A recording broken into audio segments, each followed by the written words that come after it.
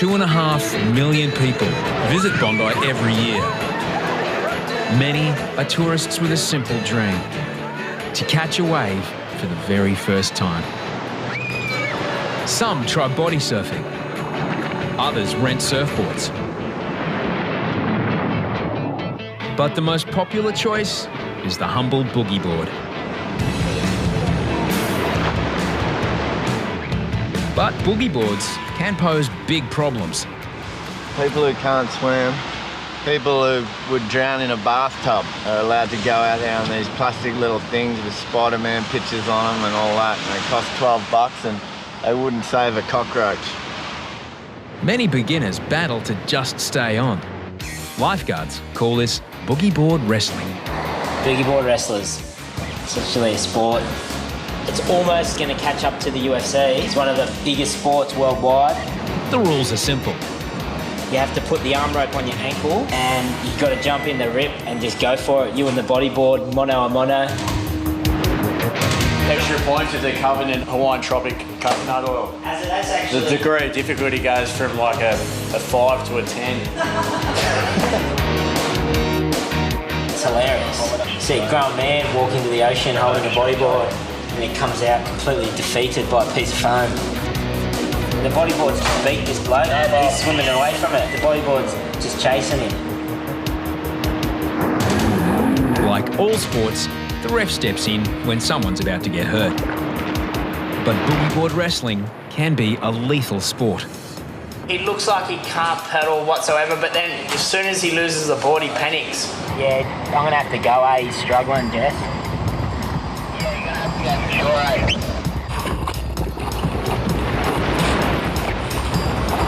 A boogie boarder is swept out in a rip 100 metres from shore.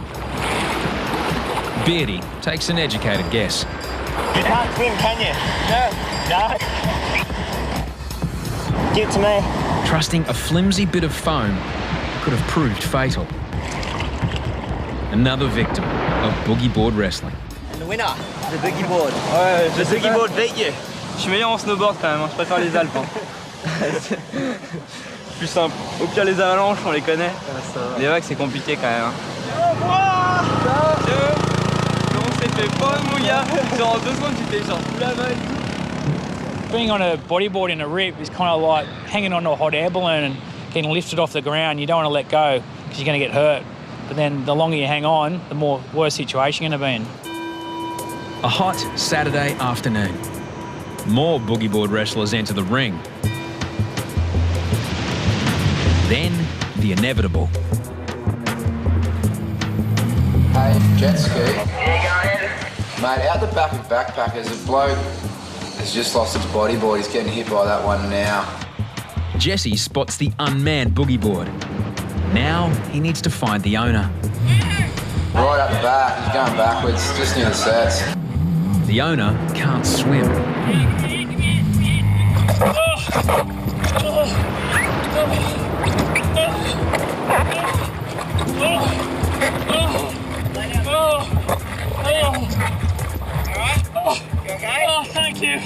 Thank you so much. The Irish backpacker was seconds from going under.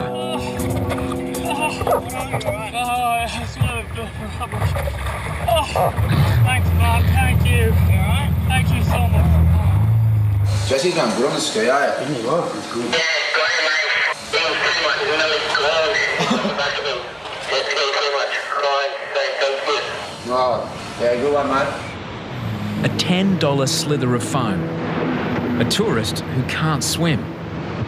A rip. It's a recipe for drowning.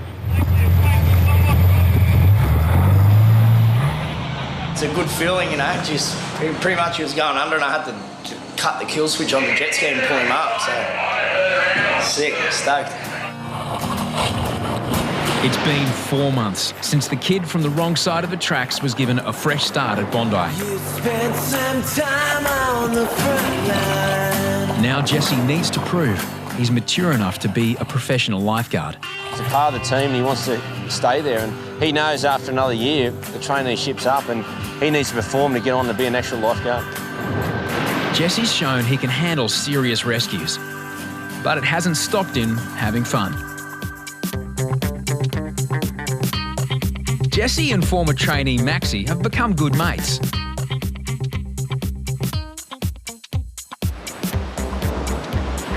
In downtime, the dynamic duo tested a mini surfboard with mixed results. Oh, it's straight off, like a duck. Now, they've been inspired by a new challenge. It's a lot bigger than I thought. A new way of catching a wave. We're going to head out there and just paddle, wait for a set and Either hope try for the and catch best. it, yeah, either try and catch it or just hold on. cop it on the head. But this is no surfcraft. It's so calm and pleasant there, but I like to see how it goes in onshore, And 4 to 6 foot waves. On a rainy day lunch break, the dynamic duo proceed to launch. Double overhead surf and a strong southerly wind.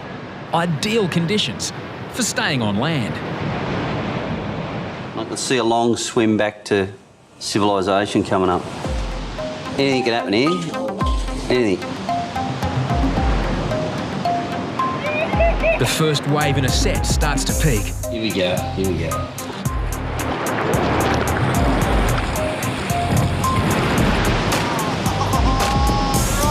But they're not quite on. They can definitely catch a good one. Jesus, If they just go in straight, they could nail a big one from it. I could handle an hour of this. Then a big wave looms behind. They don't know there's an even bigger one behind it. No, not this one. The second one's going to break on their head. Facing oblivion, there's only one course of action.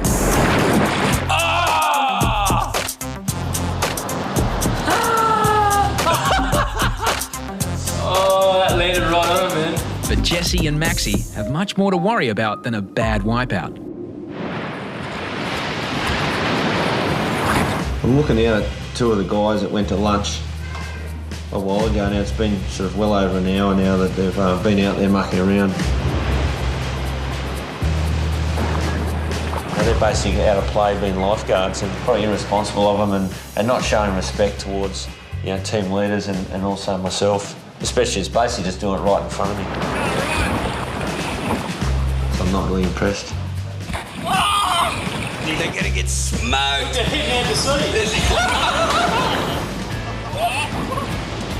Look at the size of the set. Mate, you see Maxi? Panel boys.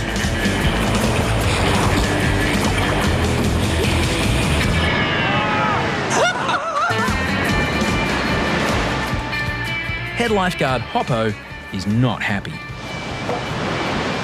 When guys push the limit and go over the line, it's something to me is disrespectful because they get a good run, and even though we're all mates, there's a professional job to be done here, so I'm going to have to pull the two guys in and have a chat with them. When I saw the boat there, I'm like, yes. Was the boat even over the right way when you went? We flipped it, yeah. The scolding will wait.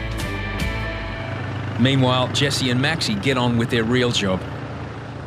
Hoppo has asked them to collect some marker buoys in the bay.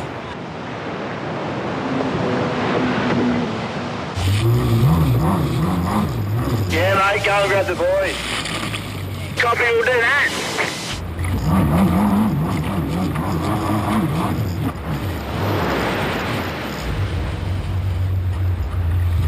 Jesse collects the first buoy. He cuts the engine to avoid sucking rope into the jet intake. But he didn't cut the engine early enough.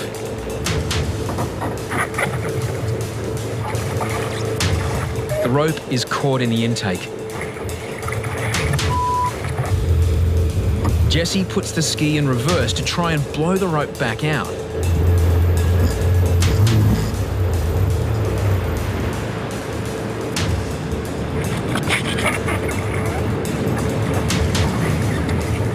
Big swell and growing darkness, it's a dire situation. And I'm stuck out here. The skis ran over the rope. Lifeguards launch the second jet ski.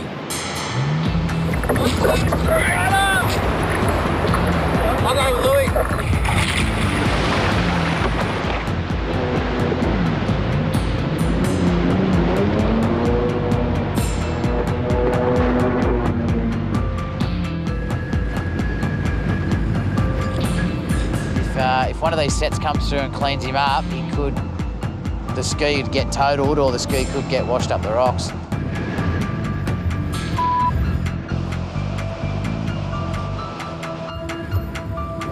Can you get it out? It's got sucked straight up the jet.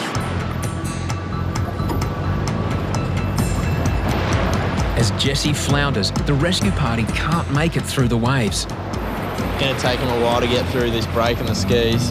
3 of them on there.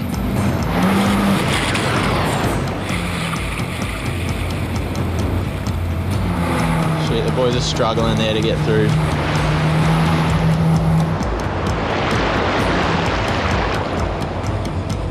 Hoppo watches silently as lifeguards are forced to rescue one of their own.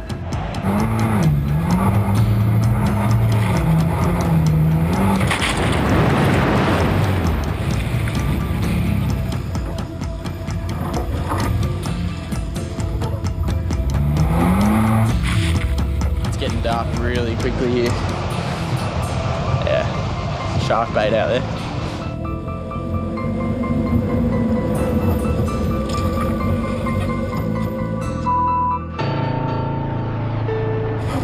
Stuck out here, the skis ran over the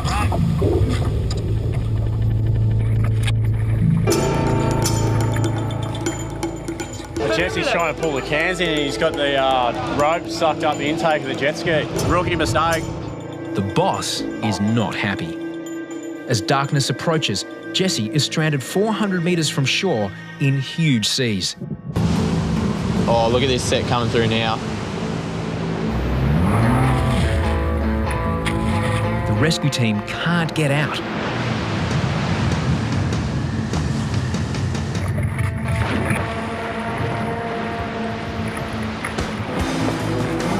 Finally, a lull in the waves. I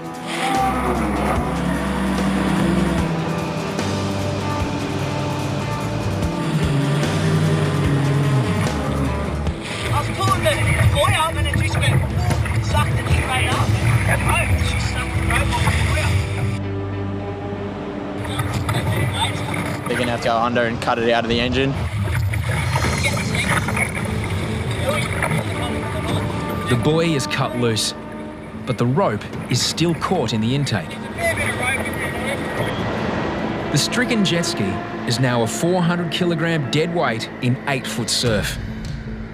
Towing it to shore is too dangerous. There's only one alternative. They're going to have to surf it in, which should be interesting. With light fading fast, Maxi and Deano kick to shore. A wave looms,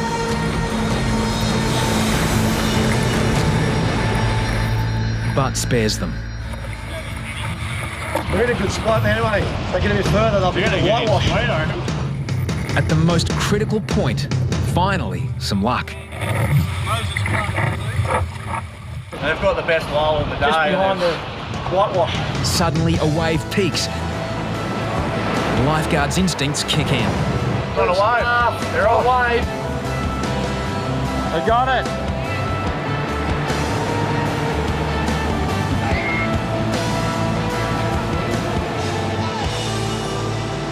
The rescue quickly becomes folklore. There's the god. There is our god. What happened there? The biggest lull of the day. We're bringing it in. How's that, 8-foot set. Oh, mate. We kicked out, waited for the massive set to come through, and then I said, go hard, because you got to get through that impact zone. Could be deadly. Perhaps Maxi's search for the ultimate ride is over. That is, my friends, the ultimate ride right there. But no engine. Oh, mate, next big day. No ski, engine with no ski. But there's no celebration for Jesse.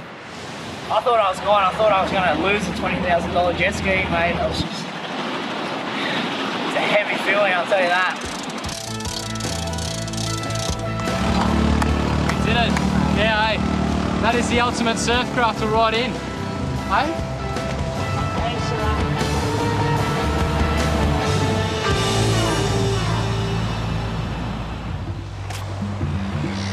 Next day, Maxi and Jesse patrol nearby Tamarama.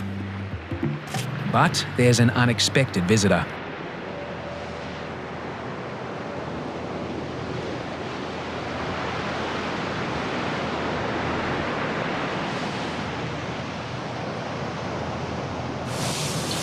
We're in trouble. No, we're in trouble. Do you know what I'm over here for today? To see you two? I was watching from the office and so the hour turned to 2 hours. When we come in, as soon as we hit the sand and like, you know, the fun was over, we kind of knew we had to face the music. And instead of coming over and having a shower and facing the music, me and Maxi just had a shower and hosed off underneath the tunnel. Yeah. Then we had the incident with Jess later on that night with the rope and... Yeah, I don't know if it was just the God, you know, the God sent down that he wanted Hoppo to be angry at me again. So, yeah, it wasn't a good feeling. But yeah, I'm sorry for the day hop, you know. It was pretty childish of what we done. And it's good to have a little bit of fun, but it depends. You don't push that fun that little bit further and go over the line. It's not good being on the boss's wrong side, and just you got to think of the bigger picture, because most of the things that are fun, you know, there is bigger pictures where you can get hurt, and you know, yeah, it's not good. I don't think we'll be rafting anytime soon. Yeah, I think we'll have to go on a holiday to go rafting. Back at Bondi, the boogie board wrestlers are back in the ring.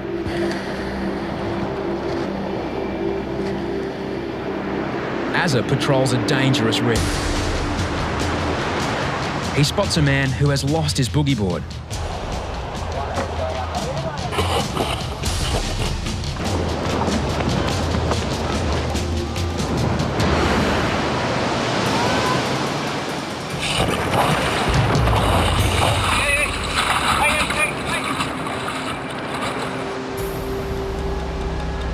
He's rescued with moments to spare.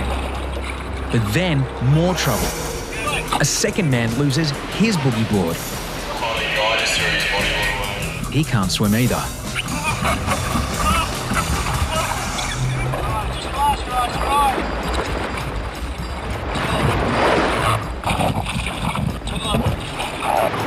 The two friends are migrants from India. They haven't picked up any swimming skills, but they have picked up the local lingo. Good one, mate. Good.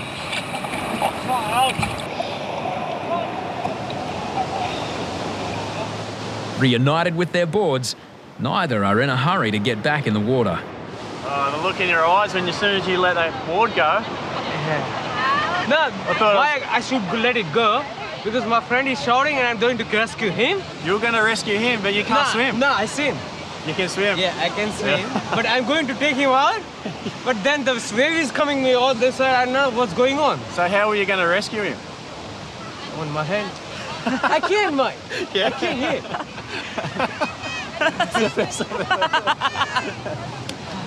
It's good that you look out for your mates.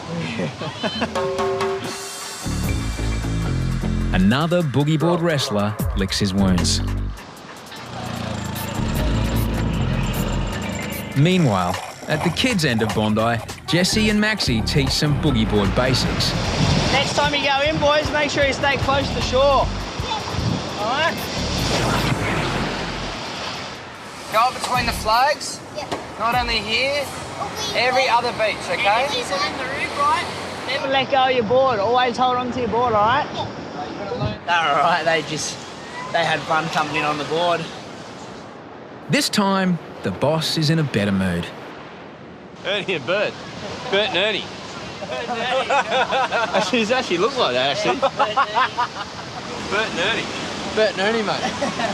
Don't get it wrong. I'll come out on the beach, have a quiet, nice, bit down north to check it out, and what happens? Bert and Ernie turn up in your little car. Eh? I'm Ern. Maxi's Bert. Big, tall, gangly thing. The Muppet Show's on the day. Muppet Show, yeah. Gonzo's in the tower. Bondi's watermen were born by the water and grew up in the surf.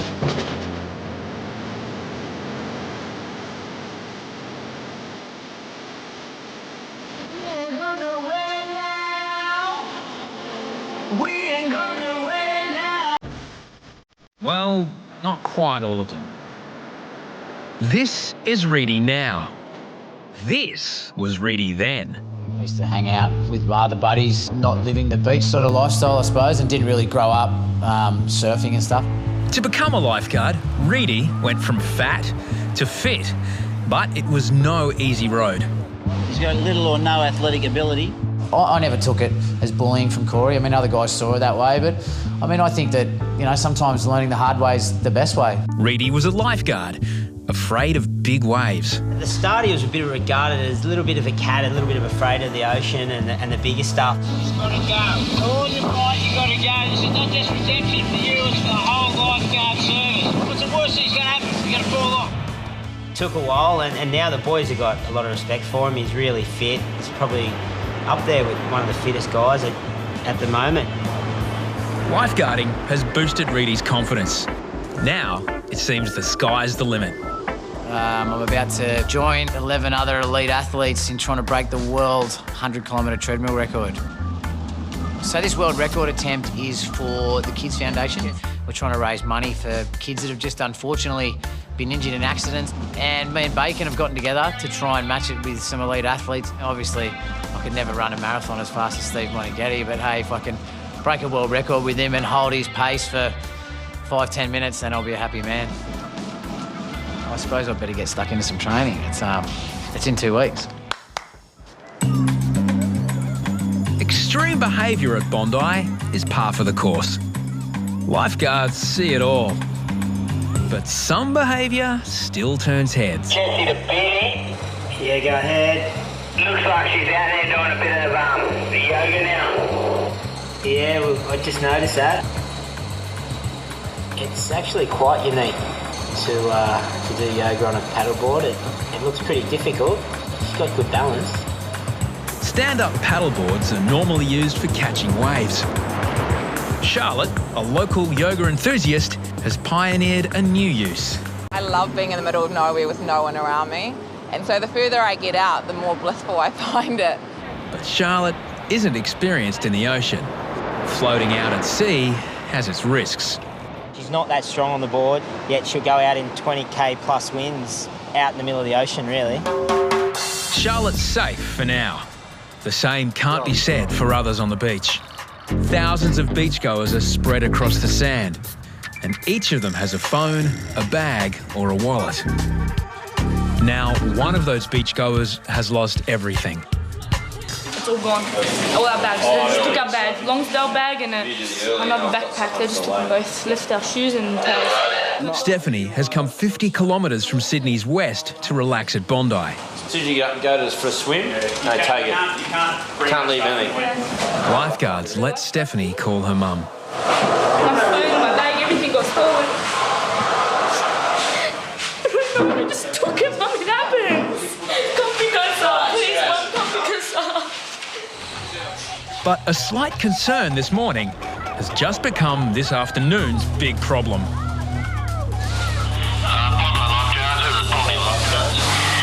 Go ahead, Bondi Lifeguards. We've got a stand-up paddleboarder who left Hammer probably an hour ago. Bondi Lifeguards. A familiar-looking paddleboarder has been blown out to sea and can't get back in. That was a Bondi police. You just said the same thing about a kilometre offshore, so I might have to put the ski in the water. The boys have a sneaking suspicion who this might be. Basically, he's just got a paddleboarder. She gets out there, but I don't think she's that strong on the board, and especially if there's a bit of wind or a swell up, it's caught her out today. You know, a strong offshore breeze and turned into sort of 20k plus winds. She's just gone, you know, a kilometre or two out to sea. What are you doing? It's Charlotte, the yoga teacher. She's discovered the open ocean is no place to be saluting the sun. Yeah, I would have loved for her to come in here and given her a little bit of a word up on, you know, the fuss she causes. We get 3 or 4 lifeguards paying attention to get a ski in the water and suited up and gone. You got to jump on. You know, we're neglecting, you know, the beach here, and, you know, potentially people are getting into trouble here who are doing the right thing. Yeah, down on the mat, yeah, that's good. Jake escorts her back to nearby Tamarama. She wasn't freaked out, she's just embarrassed. She knew that she couldn't get back, Yeah, jet ski to Bronny. I'm actually dropping her at Tamo, that's where she came from. So I'm just dropping her at the back here, you can probably see me. Yeah, copy that. She doesn't want to take a paddleboard up the beach because she's embarrassed now, but it'd be more embarrassing getting winched up by a helicopter, I think, which had almost happened. In the tower, more victims of Bondi's bag thieves. My mate got out, and then he quickly comes back and says, oh, our bag's back on. H spots a teenager wearing unusual clothing for a day at the beach. No one's going to walk around like that, are they? He drifts backwards and forwards on the sand. Pick up the bag. You just picked up the bag.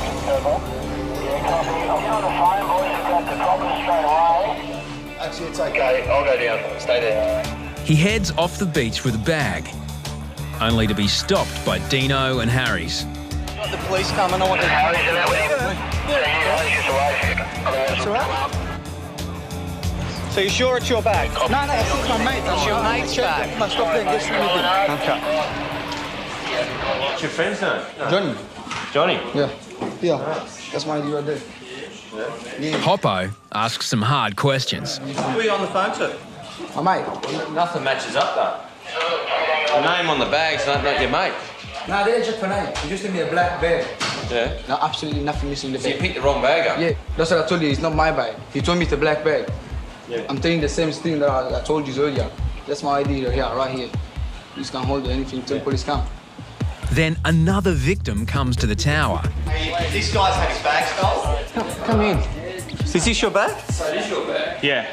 Yes, that's the right bag. Yeah, but that's what I said. I said I wasn't sure what was the right bag. Sure. Oh, really? If you want to hang, police are coming just so you can ID that Okay, yeah. it's your bag that got taken. Check in it. I don't know if Yeah, you've well, money or whatever. No, everything's in there. I took all the important stuff out. But It's good to get it back. Lifeguards have no power of arrest. Police soon back up. Got some of it on camera. Yeah. And I cracked them. No, you guys actually. Yeah. What's your name, mate? Down here. I'm walking down. Yeah, it doesn't rain at pause at this joint. Sort of really pisses me off that we've got to deal with this shit, but it's good to catch. Good to catch them. Hopefully deter them. My name's Constable Brian from Waverley Police Station. At this point, you're under arrest for stealing the bag on the beach. Yeah, I know, but I told you. Just wait the next bench. Yeah, you don't have to say or do anything if you don't want to. Do you understand that? All right, just pop up for me. Stand up. I'm just going to give you a quick search, all right? Turn me in the face that way. The boy is 16. A search reveals more suspect property. While the bag owner goes to make a statement, the alleged bag thief is on his way to be charged.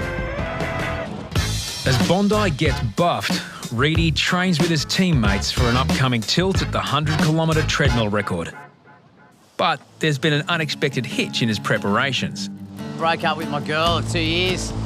We had a dog together. It was her dog originally, so she got him, won the custody battle and took him away.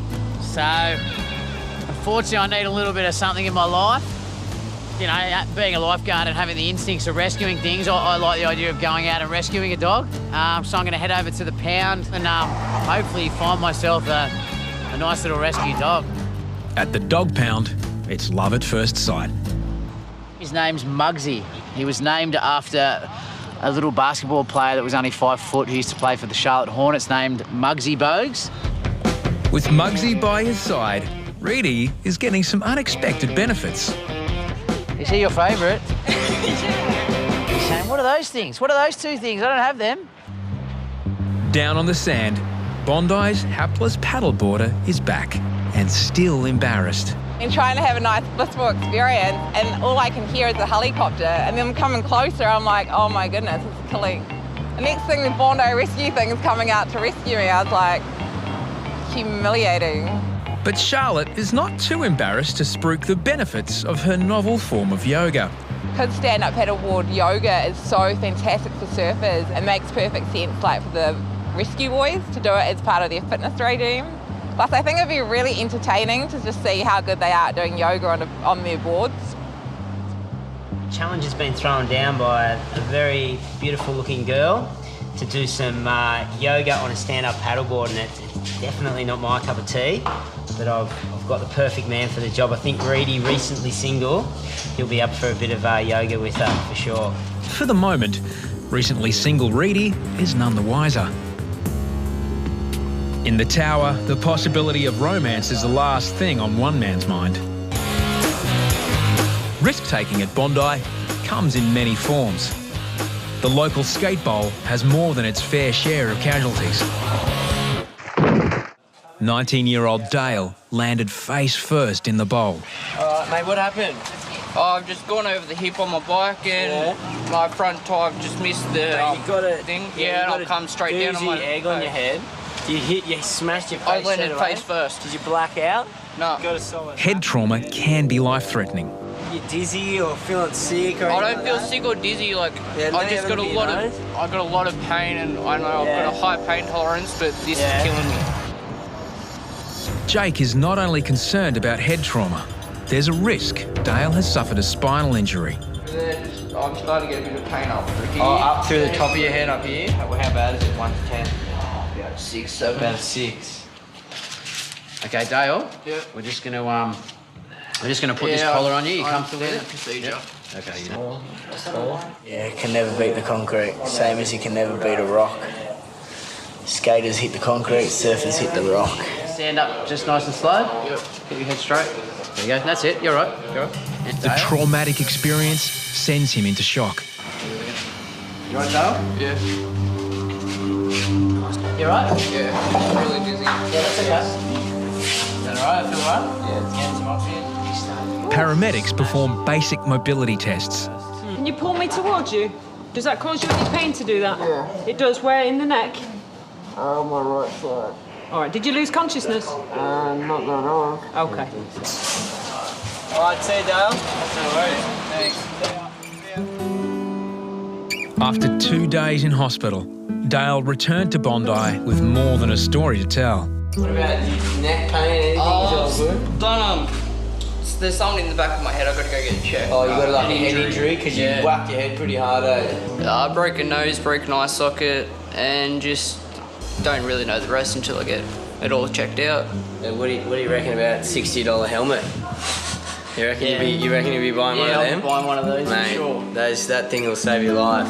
But there's one thing Dale needs to get. Did you leave anything else here? Just your bike? Nah, just my bike. Alright. Hope your head injury's alright? Yeah, so do I. Alright, mate. Have a good one. Thanks, boys. See you later. Bye. It's been a roller coaster ride for Reidy. He lost his girlfriend, found a dog, but there's still something missing. You know, I've done King's Cross at 4 in the morning. Yeah, I don't know. I'm willing to try anything, really. The boys in blue decided to play matchmakers. With who else but Charlotte, the floating yogi. The good thing about having a big board is that it's easier to do yoga on. The bad thing about having a big board is that it's harder to carry. And you got more chance of taking people out in bigger surf. Exactly. It's a day. If it's a day and he's going really well for himself. You know, some of us have got to go to extremes just to find a date, I guess. Hey, if it works, it works. She's fit, she looks great. Why not? Rock and roll. First move, getting past the breakers. I don't really have high expectations on her getting out, but we'll see what happens. At least she's standing up now. Second move, avoiding unwelcome attention. Third move, the downward dog. It's like heavily clutching at straws, like trying to incorporate yoga and paddleboarding. What do they call it? The praying mantis? No, it's called a dirty dog or something. The dirty dog and the praying mantis. Oh, God. At least he's giving us something to laugh about. Here it is, downward dog, Harris. Yeah, check out the downward dog, check it out. Yeah, he has definitely got colon problems. You know how when you get asked what's one of the stupidest thing you've ever seen at Bondi? I'll tell you what, I've just seen it. That's what I reckon.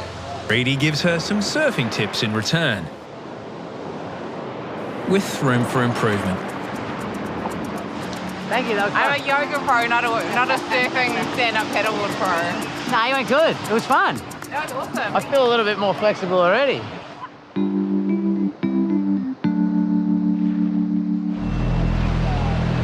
Next day, And there's a rare combination of king tide and high surf. Can I get you to move over, please?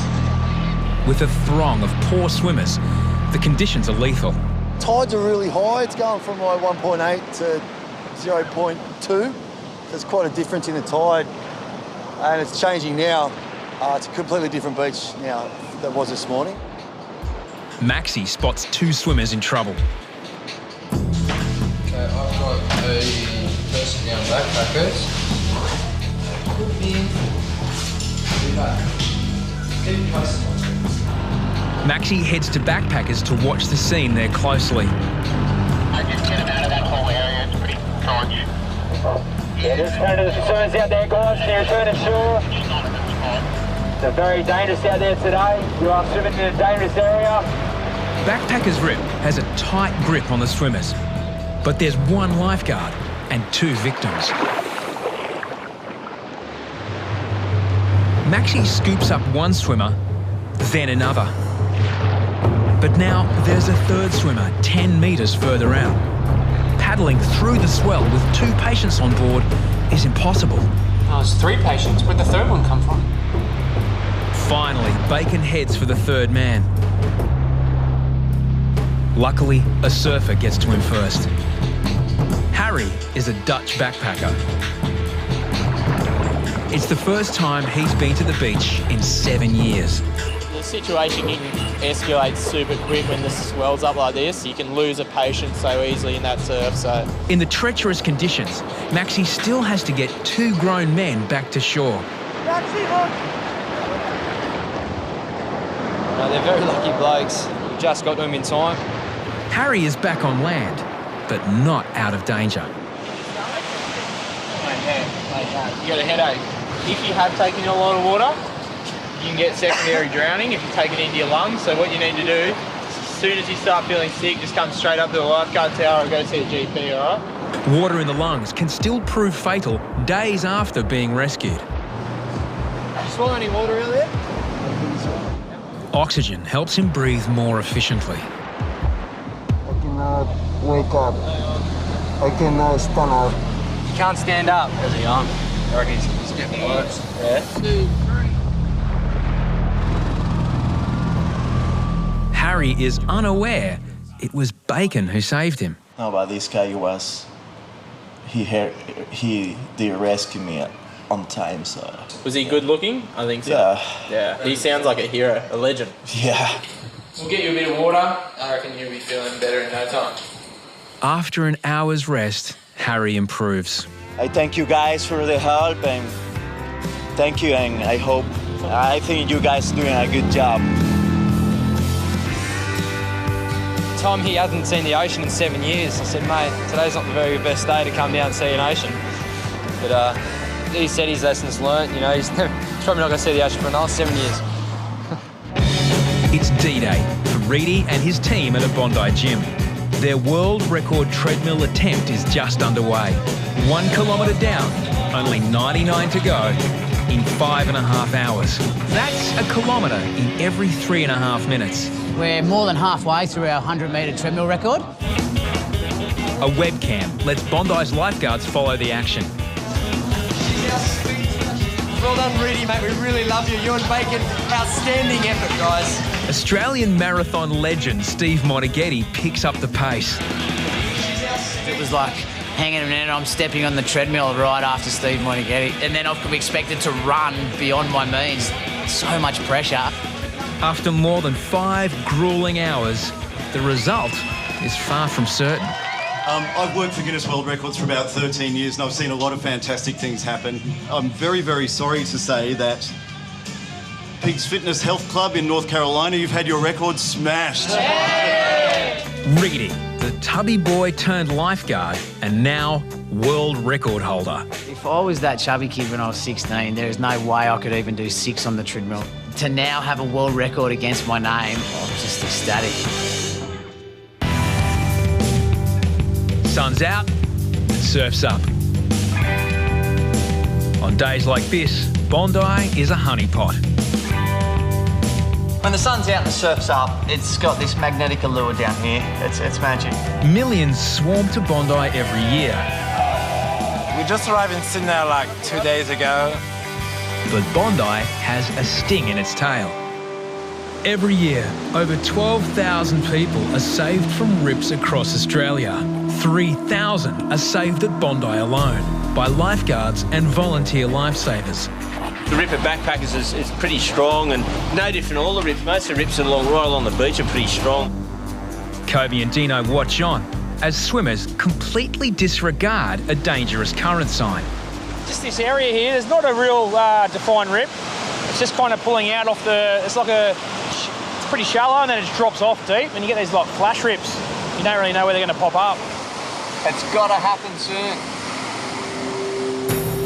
Only metres from shore, a father and his 2 children lose their footing. Suddenly, they're dragged out of the current.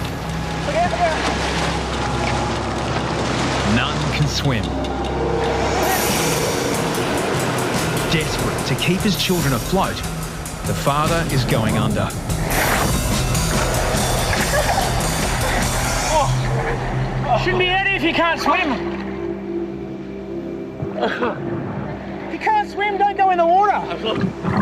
Dad was like fully under. I've gone to try and get him and his head butted to the bottom of the board and I couldn't. Oh, another like 10 seconds. Mate, guys, don't go in the water if you can't swim, okay? Out of the water. Why would you even go in the water if you can't float? Like, seriously? I'm sorry, I don't know English. 非常的恐怖。非常的恐怖。这很危险。哎呀，谢谢。 A near drowning was not on this Chinese family's itinerary. They've only got to stuff up once and they could lose their life. Rips, or dangerous currents, are a hidden danger. Many beachgoers have no idea how to identify them, unless this happens. Right here. The great thing with the dye is it'll go wherever the water goes. Commonly known as Dr. Rip, Dr. Rob Brander knows the deadly secrets of a rip better than anyone. It'll start off slow and then it'll disperse and then the rip will grab it. It should go out and around and come back in. And if the dye lasts long enough, you might even see it start to go out again. And what you should notice when it goes offshore is that they actually are pretty narrow, you know, like 10, 20 meters wide. Instead of dispersing randomly, the dye is swept out to sea. In minutes, the dye travels hundreds of metres. The rips are there to take all that water coming in back offshore. The more people learn and understand that the safer everything will be. Yeah, absolutely. To help identify rips, lifeguards place clear warning signs. But many people pay scant attention. If you had a look before you jumped in the water, there's a dangerous current sign right in front of you. Hey! Attention boys, just have a look where you're swimming, boys, straight in front of a dangerous current sign. Terry decides to stage a simple experiment. What we've come up with is a sticker that reads the first 5 people to read this sticker and approach the lifeguard will win $20. And what we're going to do is place it right out in the open, down on Backpackers Rip, right on the prominent part of the sign. We're not going to try and stick it inside or, you know, make it a little hard. We're going to make it real easy, put it right out there. And the biggest talking point in the tower is actually how long will it take for the jackpot to go out. And so the experiment begins. How's the water? Beautiful. This current's not too strong? Not too bad? So of late, we've had a lot of rescues right in front of the dangerous current signs and right in obviously very dangerous areas to swim. You do really need to watch the currents here. And did you wonder where to swim or did you just follow people in? Well, I was a bit upset about the signage? Well, I don't believe it. I don't think I've ever seen anyone stop, read it, point, and then walk away from a reward. I mean, what do we got to do? While many don't bother reading, some have trouble even listening. Back between the red yellow flags for me. Low tide and solid swell. With 2 rips running, Jesse shuttles scores of swimmers back to safety between the flags. But more people keep straying into the rip.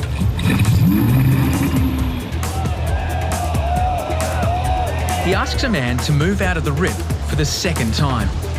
Hey mate, you might be a good swimmer, but look how many people there is. Like, huh? You might be a good swimmer, there's just that many people. Good swimmer or not, just being there encourages other people to swim in the dangerous current. Just go over. I told you over here to go in the flags. How many times do you need to be told? I can tell you to go in the shore. You're not allowed to swim here. Yeah, Bondi jet ski to Central. Oh, yeah, Jeff? That bloke, I've told him about 300 times to come in. Jesse, I reckon forget about him, matey. I don't think it's really a worry. A short time later, the man arrives at the tower. Circling his stroke over the top of me there, and when I dug for where I come up, I then get a mouthful of his just wash. I'm so sorry if there was a sorry on your behalf. It wasn't not. I'm so sorry, and mate, thank you so much for coming up. We do get a lot of difficult customers, and you know, we've such a big crowd, 35 to 40,000 people down on the beach. It's inevitable that things like this are going to happen. You know, I backed Jess. I did apologise to the guy. So what happened, Jess? Well, I was over near the flags, and then he was swimming by himself, and I go, look, mate, you can swim decent, Look, there's thousands of people in the water. I can't keep dealing with you.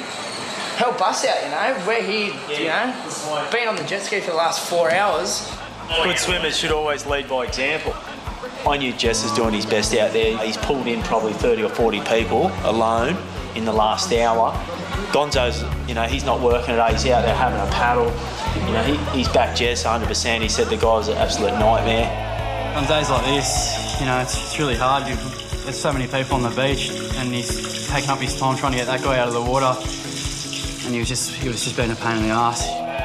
I've still got probably 6,000 people out there in the water that I've got to watch, so they're my priority right now, not him. All sorts are attracted to the Bondi honeypot. First-time surfers come to chase a simple dream, to stand up on a surfboard. Today, a couple try to crack a wave for the very first time. That's it, you paddle sometimes, It's like going around a merry-go-round. Frustrating to watch. just goes back in. Then the man pulls a manoeuvre even Kelly Slater would be proud of. He's going to stand up. No way. It's gone from not even being able to paddle to dead set being standing up. He may have stood up, but he and his girlfriend both need rescuing. Yeah, he's putting his hand up. Misha's going out now. So we are quite lucky to have the lifeguards with us to save us in. Yeah. With just one wave to his name, suddenly the boyfriend is a surfing master. She couldn't even get on the board. She was like... Thank goodness, finally someone came to my rescue. If not, I would be stuck in the ocean. Knowing your limits can save your life. A simple swim for some can be courting death for others. An Indian tourist is in trouble. Dunstan and Harries stage a double rescue. His Indian mate, he's gone to help him, which is, it's a hero act, actually. He's, because he could hardly swim himself, he gets rescued. It's a run-of-the-mill rescue. But Harries is about to give the man an unconventional lesson. He was nervous when I got to him too. I spanked him on the bum. Could be a good boy. The mistake this man made was try to stage a rescue without being able to swim himself. No, actually, apparently I saw this guy drowning over there, so I went on to catch him. And in the meantime, I lost my breath. Oh, you a naughty boy. What did I do to you? I gave him a little spank on the bum. Very naughty boy. You'll never do it again. Yeah. Anyone swimming on this sandbank, just come back to the beach, use the red and yellow flags. Terry continues his experiment. Do beachgoers actually read the dangerous current signs? Offering money is a powerful thing. Offering money in conjunction with signage, it's got to be a great incentive. The prize has now been unclaimed for 4 days. Yeah, I think it'll go off today. The sign's been enlarged by at least 2 or 3 times. Bondi has plenty of hungry backpackers who could probably do with some spare cash. Do you ever notice the signs on the beach? The dangerous current signs? Yeah. You do? Terry's message goes unread as swimmers swarm into the water. How you going, mate? How are you today? Yeah. Good? An hour later, and Terry's hopes are fading. I look at this all the time. Oh, you do? Yeah, I just ignore it. Oh, no. Yeah, Breaking my heart. 4 days into Terry's experiment, and still the jackpot remains untouched. I might need to go down and tell someone on the beach to get it. Just wondering if people are reading the signs today. I don't think so. I don't think they are either. Terry tries some gentle prompting. Just wondering if you're aware where you should swim. Just wondered if you've seen the sign. I just saw you put that one up. Yeah, dangerous current signs, you know. Hello. I gotcha. How are you? Great. That's good. Eventually, the penny drops. Yeah, it says the first 5 people to read this sticker and approach lifeguards will win $20. Really? We went up to where the 2 flags were to swim, and then as we were coming back, noticed that if you read the sign, you won $20. Finally, the money begins to flow. Cheers, guys. I read the dangerous current sign and I got $20. But as a swimmer emerges from a dangerous current, clearly Terry's work is far from complete. How are you? Hi. How's it going? Good. I did a thing. I'm back. What's a thing? A lap. A lap? Do you know what these signs are? Of course. What are they? Forget it. What's that? I did a lap. I'm a good swimmer. Come and have a closer look at it. The first 5 people to read this sticker and approach lifeguards will win, whatever that means. Well, read it. Tell me to read it word for word. Well, the first 5 people to read this sticker and approach lifeguards will win $20. What does that mean? What do you think? Take a wild guess what you think that might mean. Have no idea. As much as this was a gag in a way, literally hundreds, if not thousands, of swimmers are going straight in, ignoring this sign behind me and going straight in the water. And unfortunately, some of them come close to drowning, and unfortunately, occasionally, they drown. Thank you. I'm going to give you $20.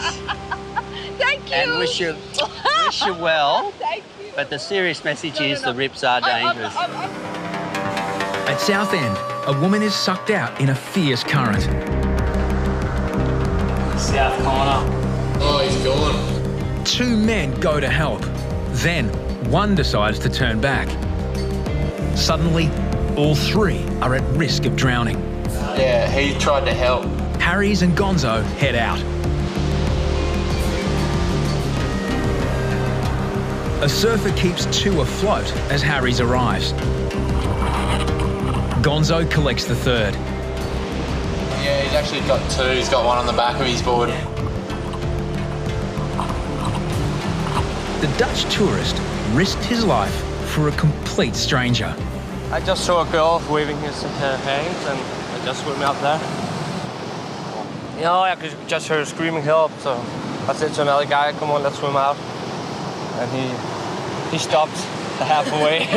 It's amazing how quick things happen at Bondi, and we get down the southern end of the beach and you're out there pulling her in, and then, hey, you're helping the bloke that's trying to help her. I said, you all right? And he said, yeah, I'm helping her, but he couldn't get in. French backpacker Florin has only just arrived in Sydney. And at the time I just panicked, and I was very scared because I can't do anything, I can't swim anymore, and I really need somebody. If you haven't got a flotation device, it can be extremely dangerous. If someone climbs up over the top of you and you're not an exceptionally good swimmer, you could be a fatality yourself. I was at the beginning quite afraid about animals, shark and all, and now I'm also afraid about the sea. Mid-afternoon and a southerly front hits Bondi. This time, people swarm off the beach. But Bondi's honeypot days are far from over. I've never seen anything like this in my life, and it would have to happen at Bondi. Mate, we've just had a report that there's a beehive on the back of the car. I don't really know what to make of it, but there's a storm on the horizon, and apparently there's bees causing some trouble up here in the car park. I've never seen anything like this in my life, and it would have to happen when I'm at work at the beach at Bondi. Be a good 1,000 bees. Looks like a beehive just on the back of this bike that's on the back of the car. I'm not going near the bees. He can go near the bees if he wants to.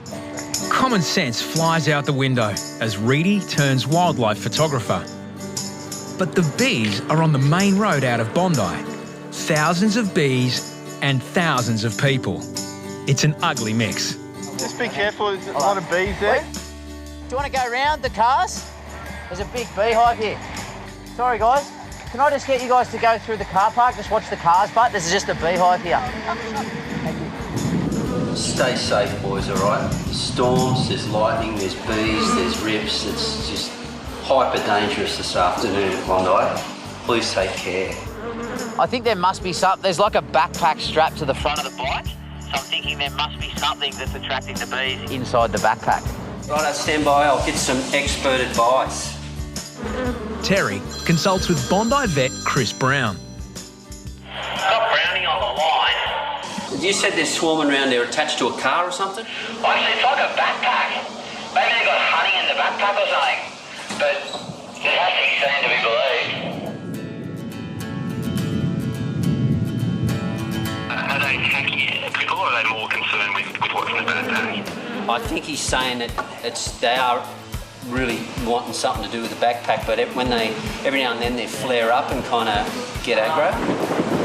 The only way you can deal with that is either with smoke, to sort of calm them down, or you need some sort of protective suit to get in there. What they haven't deterred is bizarre puns. Well, we were hoping the storm would deter the bees. It's not having much of an impact at the moment. I think the bees might be stinging in their own. Finally, the car's owner. Is that your car? What? The one with the bike on it?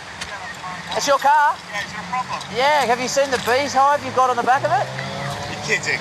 Mate, you've got a massive beehive on the back of it. Bloody hell! Yeah. Can you just grab something out of the backpack for us? That I don't believe. The owner takes flight.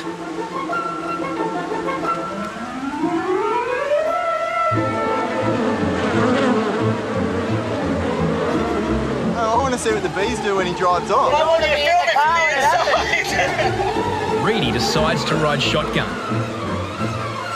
Ready when you are. Okay, let's go for it.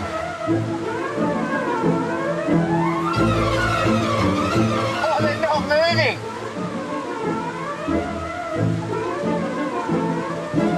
Driving on the car park now, there's a couple of thousand bees. Then they approach the first speed hump. It's off!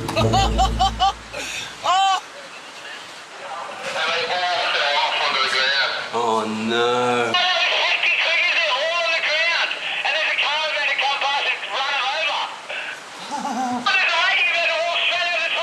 Thought they were going to stay on the bike all the way along, and he went over the first speed hump, and they just fell off like a big clump of dirt. They're still all over the ground there. Never a dull moment at this joint, ever. With a mass murder by that Mercedes-Benz mass murder. What's that? Mass murder in the car park at Bondi.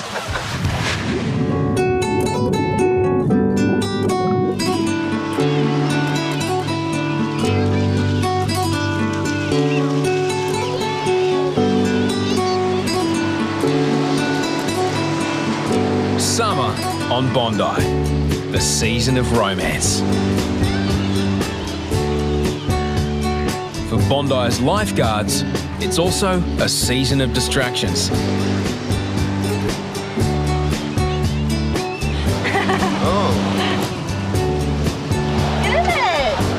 You're handsome. I'm a Bondi lifeguard. It makes it extremely hard. There's kryptonite everywhere on the beach. You'd be dating one and another stunning lady would walk out in front of you and you'd be thinking, what do I do now? For years, Harries has never been one to settle down. Hey girl, how's it going? But all along, he was a sentimental bloke at heart. I was kind of seeing myself as a bit of a ladies' man, bit of a gigolo. I was out there doing my thing. He sort of never really has ever settled down with one girl, and he's sort of been all over the shop for years, and he's probably broken a few hearts along the way. But yeah, he's a bit of his ladies' man. But Harries has had a recent change of heart. I never thought I would fall in love. 28-year-old Emily works in fashion. She met Harries on a blind date.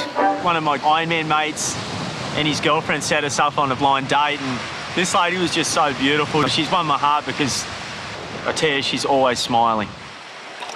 I've never been on a blind date before, and I would never go on one. It's not really me to go on a blind date. But it was good. Best thing I ever did. Here we go. It's very energetic, very loving. He was beautiful. I loved him straight away. Straight away? Yeah. Yeah? Yeah. And Harries is certain this is no summer romance. I've made a massive decision. I want to marry her. Can't even believe, never thought I'd ever say those words. I'm never going to meet someone so beautiful, so you got to lock in. Harries is making plans to pop the question. But it's not as simple as dropping down on one knee. He's mentioned something about a helicopter or... Oh, to tell you the truth, I don't know. You never really know what he's talking about. But, yeah, I don't know. He's got some grand plan.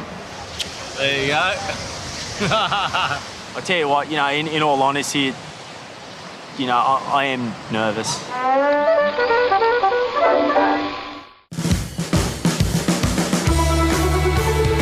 The young and the restless have a favourite meeting spot at Bondi, Flat Rock, where the boys show off, and so do the girls.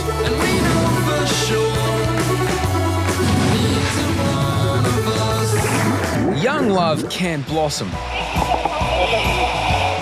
but there's a far more likely outcome. Hannah and her friends are from a local boarding school. You haven't been on Flat Rock, have you? No. You have? Maybe. How's my guess? Come in. Fancy that. Yeah. Unreal. It's a good tiger claw, that one. Yeah. What happened? It's got cleaned up by a... Well, there was just a big wave and it just kind of dragged me across the rocks for a bit. This is just a bit of water. Okay. It's going to be a bit sore for a couple of days, I think. Today, the wound is only skin deep. Thank you so much. No worries. Okay, have a good day. Thank you. Lifeguards know it won't be long before Flat Rock extracts another pound of flesh.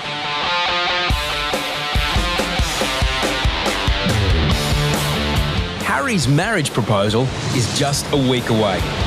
He's keen to look his best, but Kerbox has other plans. He loves his physique, loves his appearance, and we've sneakily got him to the salon here and have some fun with him. Hoppo and Kerbox have convinced Harries to top up his tan before the proposal. We're going to get him in the booth, we're going to strip him, we're going to spray him. But they omitted one important fact. Unfortunately, it's going to be the wrong colour. We're going to nail him. He's been a little bit pale. The summer hasn't been that good, so I thought I'll shout him up here. I'll just get you to put on this G-string. Ooh. Hoppo, what have you got me into here? That's a breathing apparatus. That's for SARS. I can't put that over me. Oh, you're hilarious. That looks good. You can't be serious. Yes. Look at it. Mate, you need a lot of work. With blacked out goggles and close to nude, Harries couldn't be more vulnerable. We're just going for the natural walk? Yep, just natural. Is that low? Pardon? That's low, isn't it? Yeah, that's low enough. Yeah, so I've got a bit of swim if you want. Yeah, you'll be alright. Yeah. Make your bum nice and brown. Looking good, Harries. Yeah, just natural.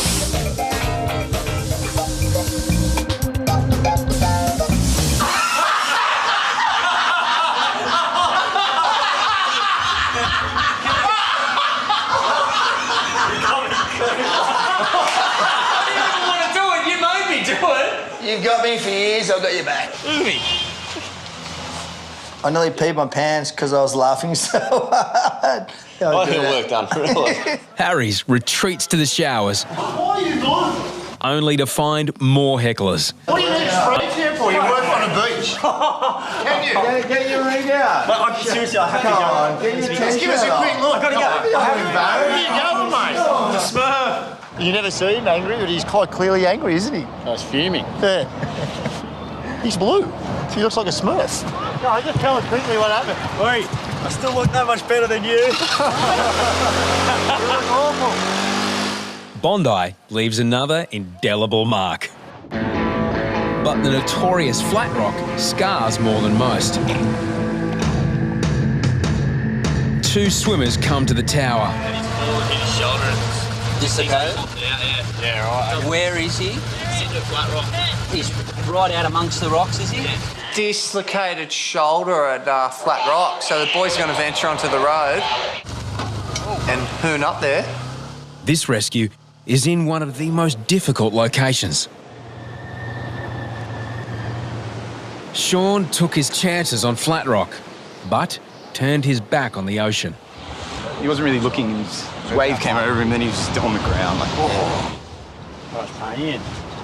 8 out of 10. 9. If we give you pain relief, we'd have to call an ambulance. The green whistle offers powerful relief. We can't release you after we give you this. But if 19-year-old Sean takes it, he must go to hospital. I'd recommend calling an ambulance, though. So, you want this? Yes. If I get the pain relief, but and I try and pull it back, no?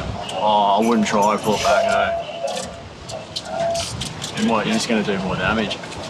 Yeah, we'll have an ambulance out here. We've got a male with a dislocated left shoulder. I'm calling from the Lifeguard tower, but the Lifeguards are out on Flat Rock. There's a bad dislocation. I'll just chuck this in your mouth. Nice deep breaths. Sean's learnt a painful lesson, but his friends haven't. They take their chances on Flat Rock, while Sean waits for paramedics. Keep holding that. You hold it. You use the other arm, then preferably this one. And then when we start getting a decent effect, we'll take you up to the car. Managing a stretcher up the cliff is near impossible. Sean must walk.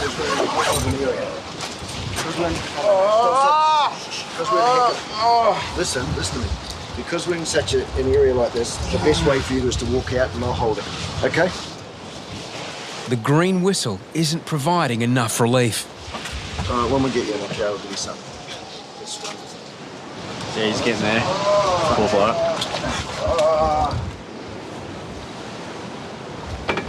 I don't know what the attraction is. Seriously, it's like they jump off and get washed back up and get cut up and dislocate your arm, and it's not like you're surfing and pulling a barrel or anything, but I don't know, the kids seem to love it. Hey, it's such a lovely day. We should go out and play. People do crazy things for love. Oh, yeah. And Harries proves it better than anyone. With his blue period behind him, the veteran lifeguard is working on his lofty plan. I'm going up into a helicopter above Bondi. I'm going to drop on one knee and say, marry me, Em. Hope this comes off. Finding space to kneel in a chopper isn't the only challenge. Ring, check, got that. Rang Emily's father, check, yep. He'd let me marry his daughter, that's even better. Organising the boys, no.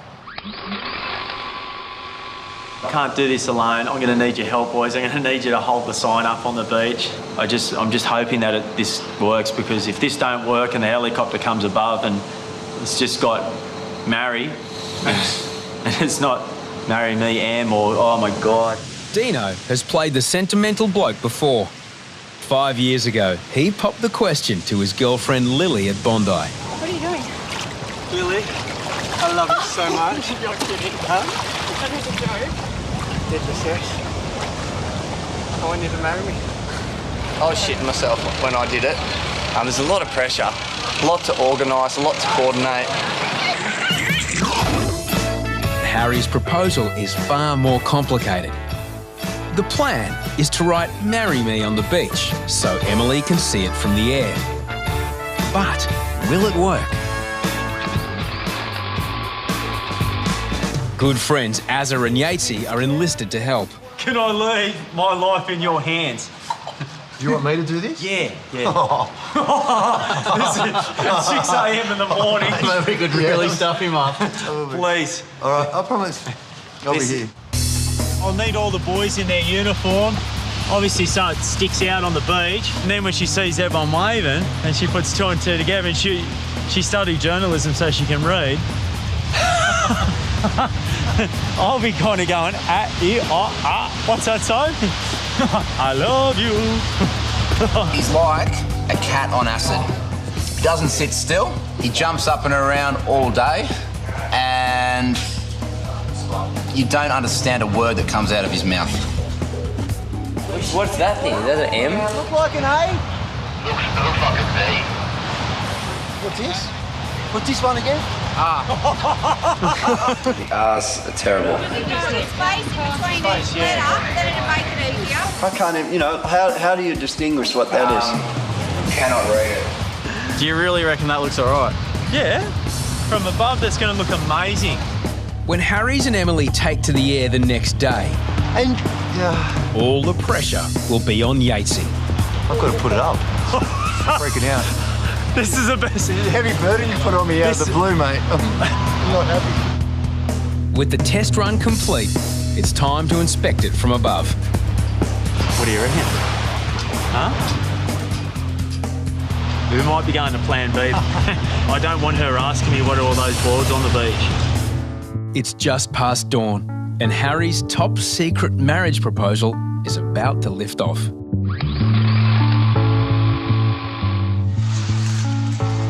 Let's go do this.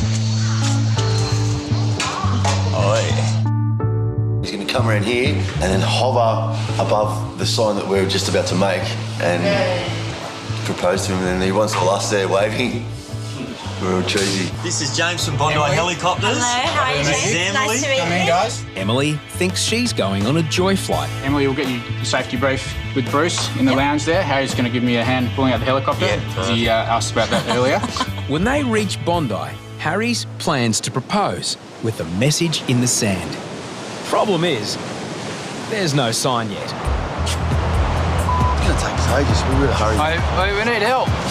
There's just 1 hour before the chopper arrives. So we're digging these ladders out?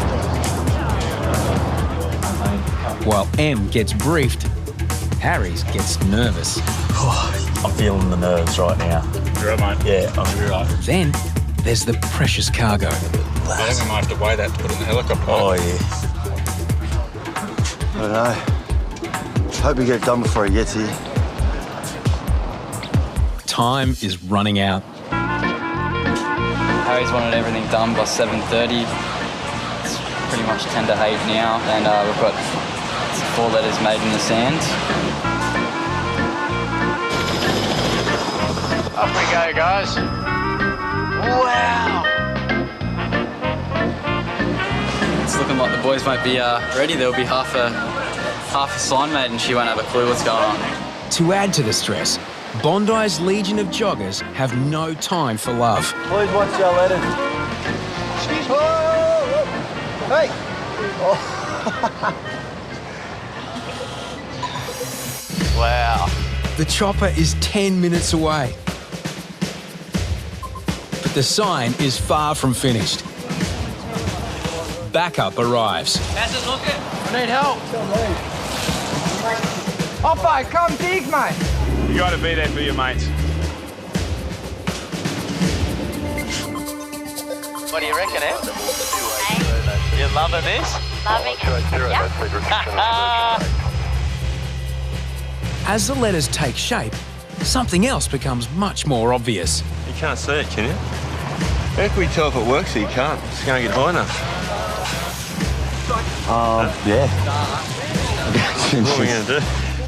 It could be the most obscure marriage proposal ever undertaken. You need colour, mate. You can't see that. Until Kerbox comes up with a last-minute solution.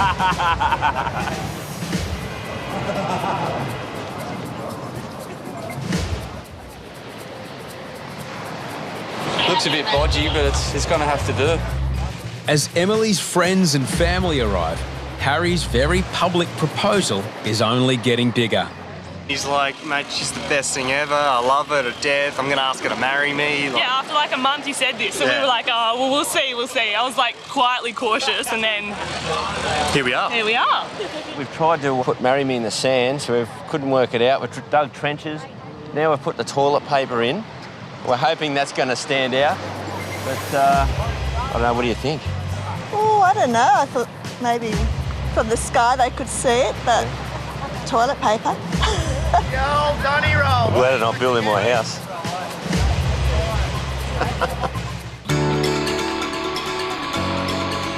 That looks so good. The star-crossed lovers are minutes away from Bondi. By Bondi Beach, we'll be down at 500 feet. And from Harry's audacious marriage proposal. Against the odds, project manager Yatesy has completed the sign with minutes to spare. Hey, Mel, someone getting married? There's even been time for a romantic addition. At the moment, we've got a few of the lads doing a heart around the with the witches' hats around the letters. But a big question remains. Will Emily see it from 1,000 feet? Years of management planning has taught the boss to make sure there is a fallback.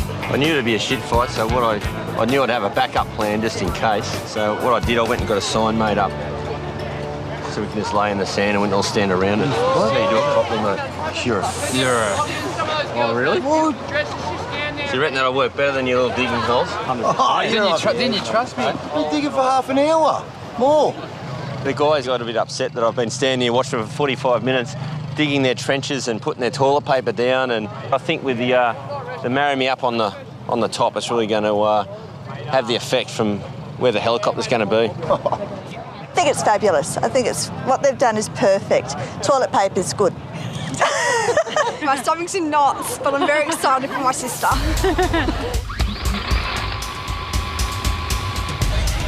Signs in place. Crowd assembled. Cameras rolling. Now it's all up to the sentimental bloke. Oh, look at the tower. No way. The tower. Oh my God. Ah. Look at it. What's down? Wow. Em? Yeah. Em? Oh. Will you marry me, Oh darling? my God. 3,000. Yes. Was that a yes? Yes, I didn't even say yes. Oh. Really? Oh. Oh my gosh. Oh my gosh. Okay, 155, cheers, sighted. That you have come to take me over the mountainside. He said yes, baby. Thank God. I'm off the market. I couldn't think of anything else that would be better than being with you. You're the closest thing to heaven, darling. You are. You are. You really are. You're a gift. You're Oh yeah, darling. On your door.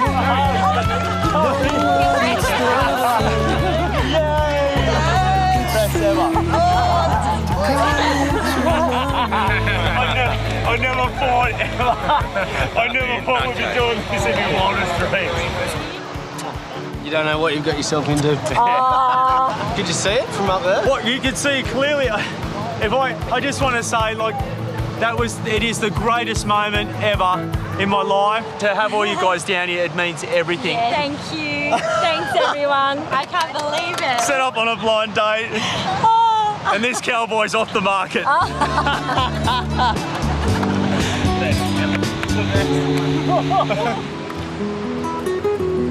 Surfing can be a soulful experience. At one with nature, just you and a wave.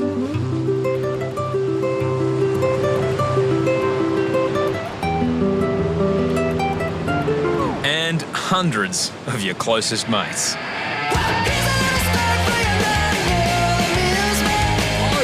There's so many people surfing and a lot of them the majority of them are beginner surfers, and 20, 30 times a day, easy, you see near collisions, like you're watching it and it just makes you cringe. No beach in Australia is more crowded than Bondi. There is an etiquette out in the surf, but when you're a tourist, a beginner, you know, there's no etiquette. It's out there with happiness and, you know, the water flowing past you and catching a wave. It's all, you know, that's Bondi. Mid-morning on a hot Sunday. As the crowd grows, so does the tension. Hey, boys. Oh, there's just a board waving. Yeah, you know what's going on? Yeah, we're watching it. I'm going to come out, okay? They're all waving. Suddenly, there's trouble in the lineup. Everyone's kind of panicking. Whippet and Yatesy head down. They're all holding someone up. I'm down on the water's edge. There's this many people waving their boards and going mad. There's someone unconscious. Whippet gets more information from a nearby surfer.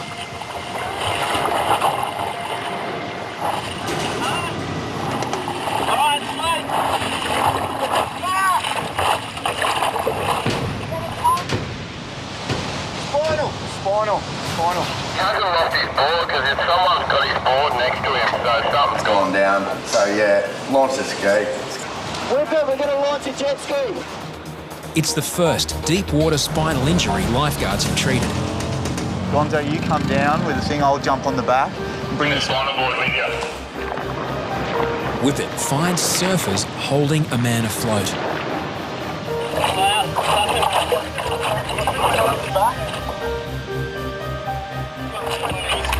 He's conscious, but no feeling in his feet is an alarming sign. If the man has suffered a spinal injury, he needs to be immobilised to prevent it getting worse. Spinals in the surf. Team, man. The challenge is to secure the spinal board in the water, then bring the patient to shore. You know, it's tough, you know, it's still 3-4 foot today, and if you're out there with, you know, with a guy who's got a spinal injury and you get cleaned up by a 4-foot wave, it's going to be bad news.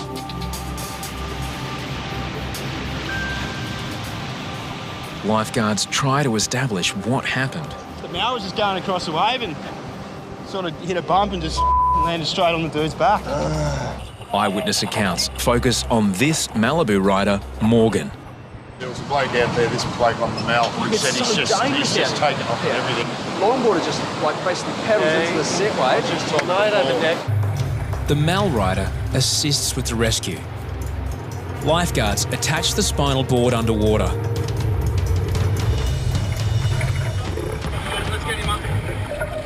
But where to bring him in? Go ahead. Hey, we're going to take him down north corner and 100 ambulance. Yeah, copy, mate. The north corner is calmer, but packed with families and junior lifesavers. North corner's way busy. If I was you guys on the jet ski, I'd probably bring him straight in. North corner's out of control up there. Hey, I've got Harries on the shore too, so if you want to bring him straight in. Copy. So you and Harries are okay to assist there in the water, are you? Yeah. Well, we've got enough hands down here for sure. You got that jet ski, you're good to go. I'll try and steer you in. That set that you're about to pop over now doesn't look like there's too much behind it. Lifeguards fear that broken vertebra could be pressing against the man's spinal cord. Troy must prevent waves crashing into the patient from behind. A wrong move could cause paralysis. Pivot straight. Hold. Just hold. They must move him before the next wave hits. You're right. Stay there. Line in the front. Big one, 1, 2, 3, up. Excellent. Stay down there. It's 10 minutes since the accident happened. Finally, some good news. He's got full feeling in arms and legs. Good. But he's just been hit by a board enough to snap the fin out of the board. Stay there. I want you to just relax your head, okay? Get in. You're all good. We know it's the lower back. We don't want to move your head, okay, because that moves the spine as well. We'll give you a little bit of pain relief, mate, okay, to get rid of the pain. Around here? Right there in the kidney area. Here we go, mate. The green whistle will relieve the intense pain in his lower back. It's going to taste a little bit ordinary to start off with, okay, but it'll take away the pain, all right? Carlos, 24, is on a working holiday. Whereabouts are you from, Carlos? Brazil? Right. Can you just push on my hands? Yeah, and the other way? Okay, good job, buddy. As paramedics arrive, witnesses begin pointing the finger of blame. You don't turn around and take off and mow people. I know that. There's another bloke I got another version of, and he said I was in the right. What can you do? Mate, your version, his version. No, mate, you don't take off like that. That was just stupid. Okay, sorry, according to your rules, yeah. Well, mate, there's a guy sitting I didn't mean it. You're right. I know if someone's committed for a wave, I'll get out of the way. Hey, mate, at least duck underwater. There's another one. What do you think he was doing? Do you think he wanted to get hurt? Come on, mate. Hey, listen, fair enough, mate. I didn't mean to do that, did I? Oh, that's what I'm just saying. You shouldn't be doing it. No shit. Trouble is, they just don't know what they're doing. G'day, mate. You got his board, have you? Morgan helps out by taking Carlos's board to the tower. That's my man. Oh, right. I shot at his back. Really? It's unbelievable.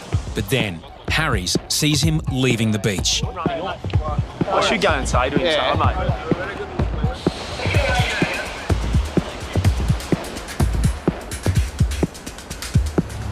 You want to get his details? I'm hanging around here for the ambulance. Sorry, mate.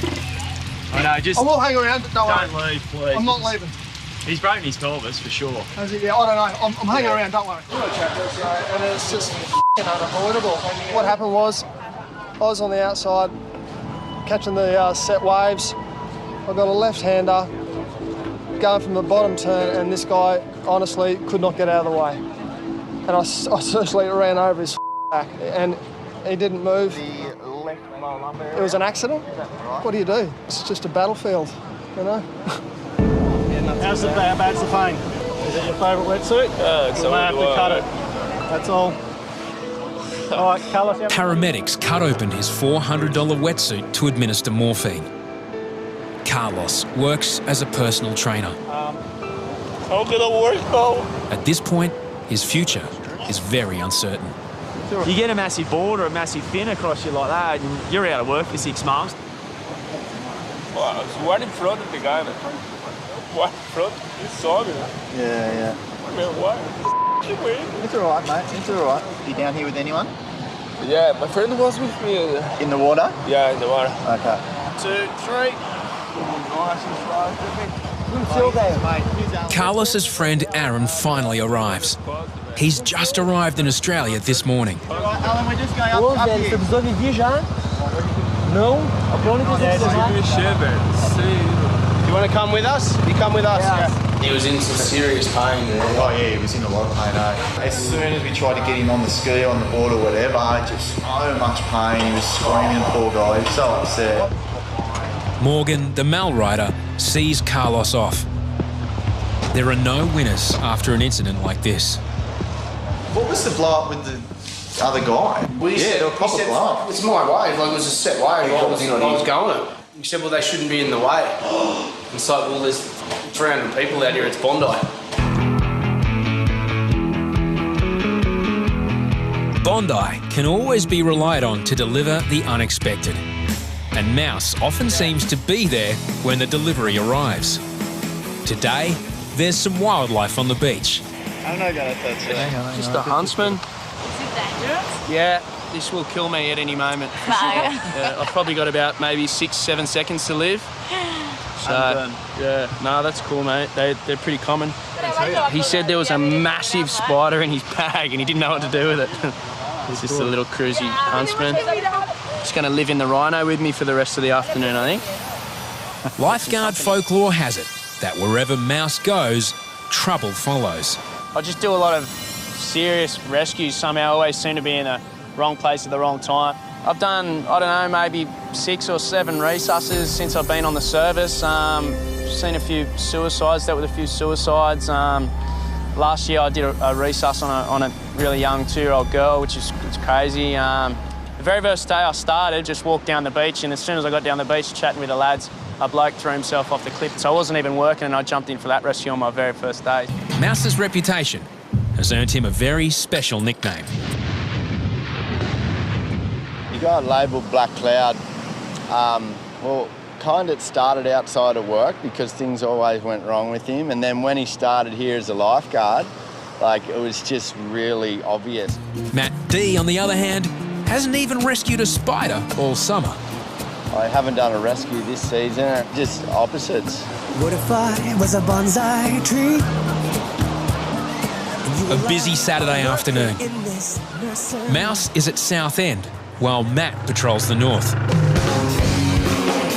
Mouse heads in for what should be a straightforward rescue. But he's nude at one end, then vomits at the other.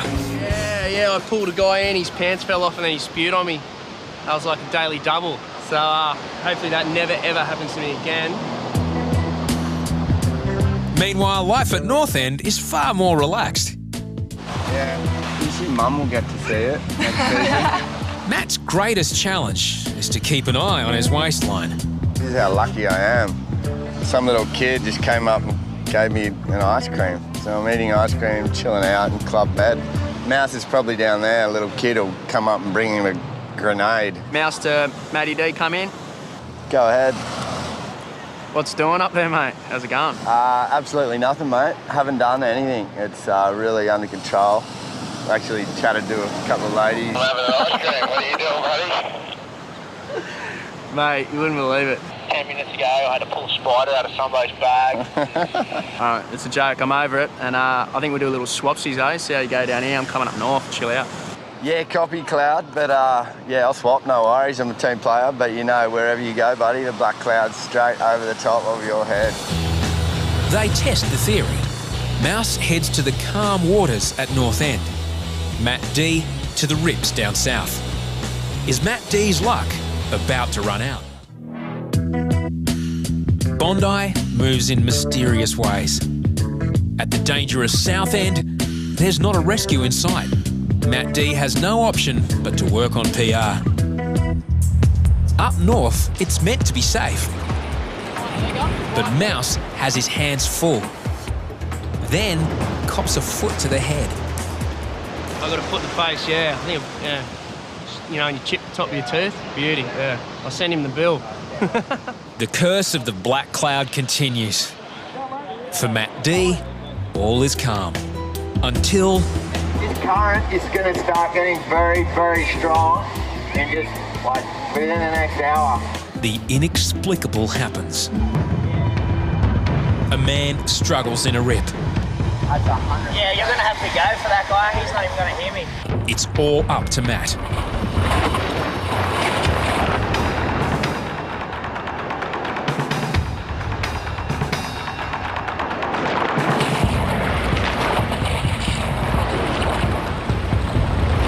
This will be Matt's first board rescue of the season. You alright?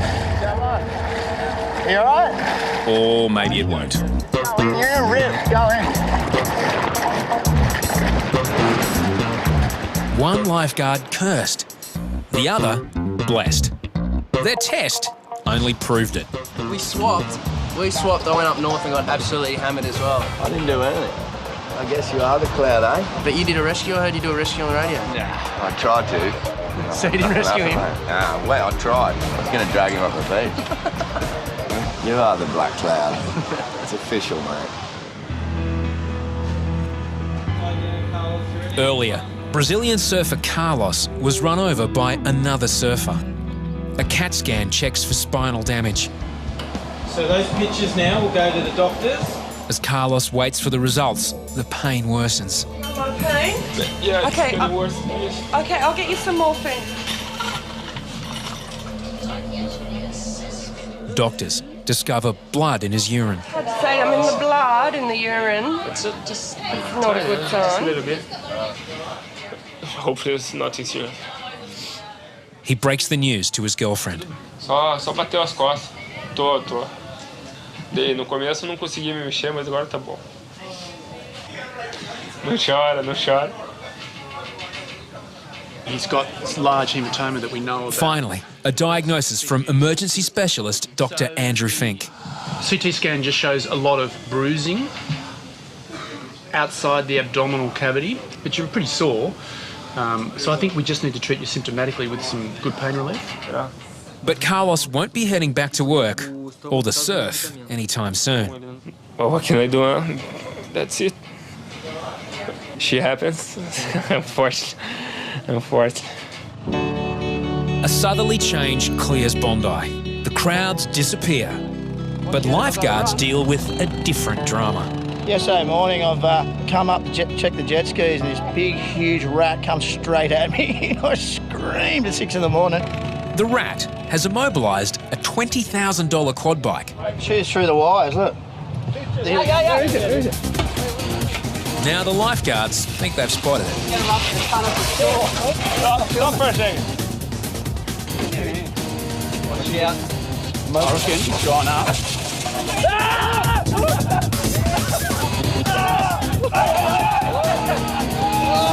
Fear of rats is known as musophobia. Not a mouse, man, it's a rat. A condition displayed by some lifeguards, especially Kerbox. You're such a big elephant, you're scared of mice. You stand up in the back of the thing. You're scared of mice. Harry's is in the back of the tray. Corey's the bravest out of all of us. I'm terrified of the thing.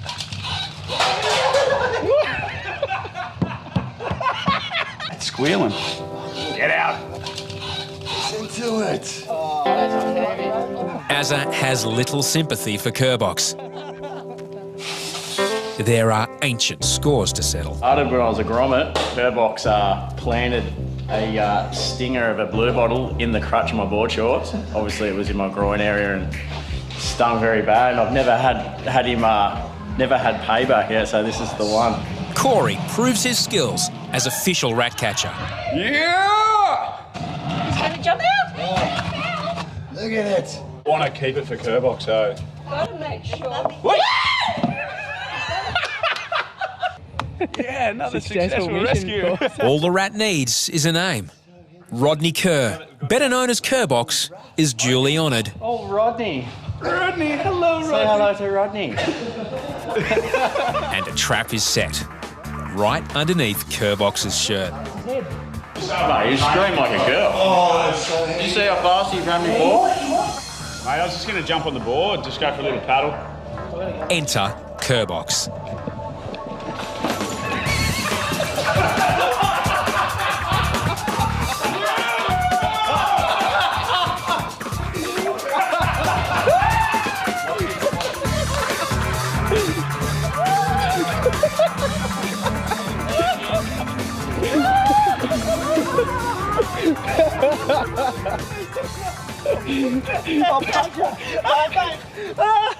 Kerbox smelt a rat. Mate, of all the jokes I've played on the boys, mate, there was just too many culprits there to get me. I knew it was coming. Mate, my heart's going about 100 miles an hour. Got him a beauty. He deserved that, 110%. I guess we'll put him next to the bins, so he's got a food source and stays the hell away. See you later, buddy. Rodney the rat isn't the only one being released. Very much, Doctor. All right, Carlos. Thanks, mate. All the best. Carlos is on his way home from emergency. After his wetsuit was cut off by paramedics, he's a bit light on for threads. No clothes. He's going home in the gown because we can't find any clothes that'll fit him. No, thanks for the mate that hit me. I have to go back home with these clothes here. Thanks, bro. Come on, man. Don't do it again. See you at the beach.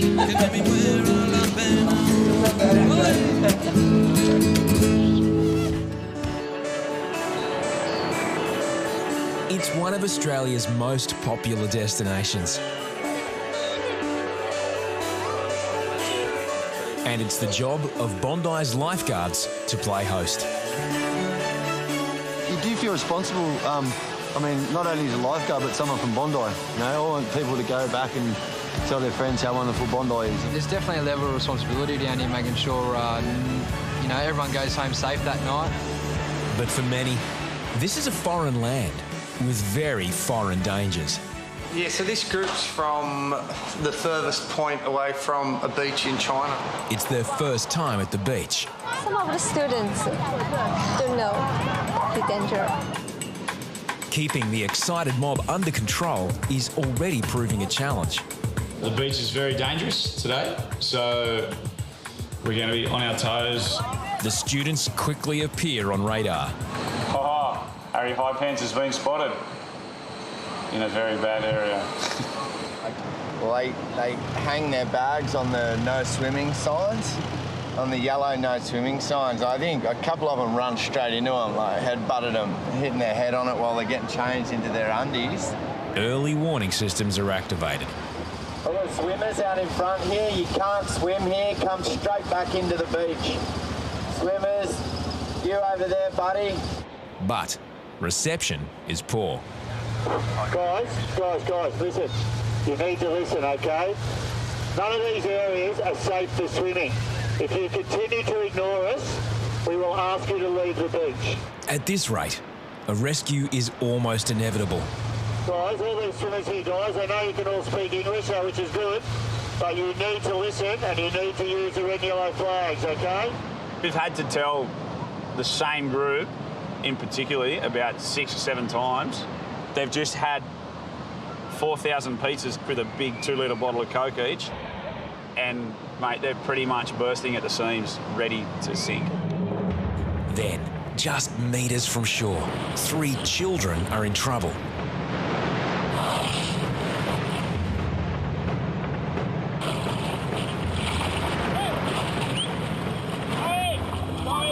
A potential drowning is averted, but Corey is not happy.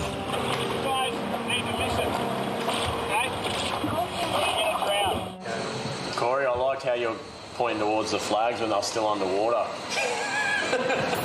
But after ignoring repeated warnings, the Chinese students have overstayed their welcome. You're going home. There's no more beach. You're getting kicked off. Do you understand that? Yes. Okay.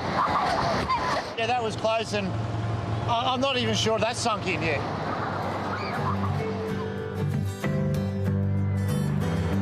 It's the lifeguard's job to make sure everyone goes home in one piece and with all their belongings.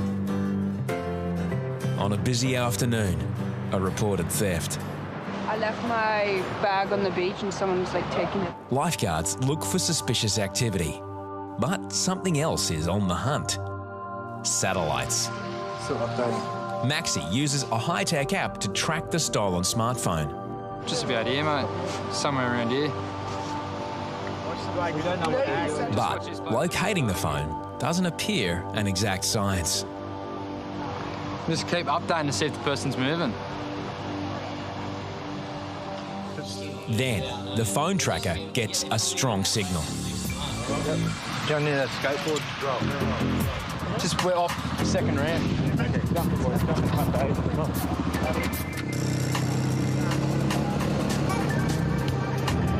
Slow down, stop.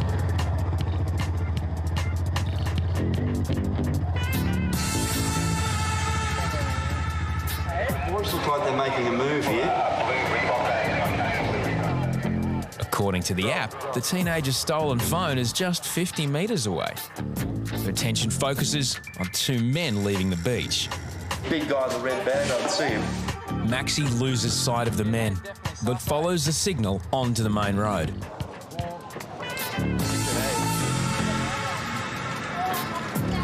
Then into a local surf shop. He diplomatically approaches the men inside. Hey fellas, just hop outside for a sec. Just come outside for a sec. Yeah, sure. Do you guys grab anything on the beach? No. No? No? No. No? Shut the bug if you want. Yeah. Just open up for a sec, mate.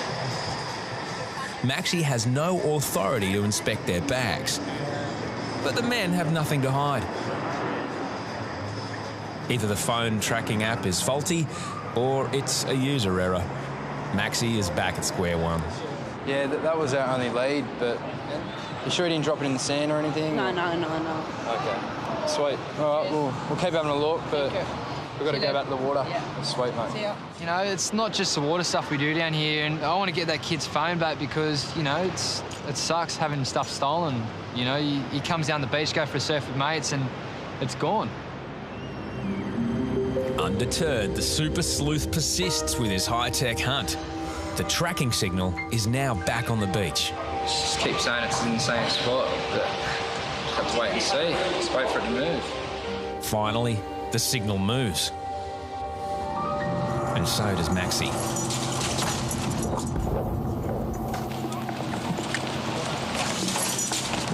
Yeah, put your bag on.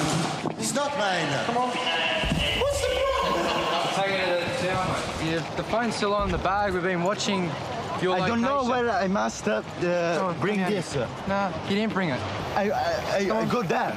Oh, there. Take a seat.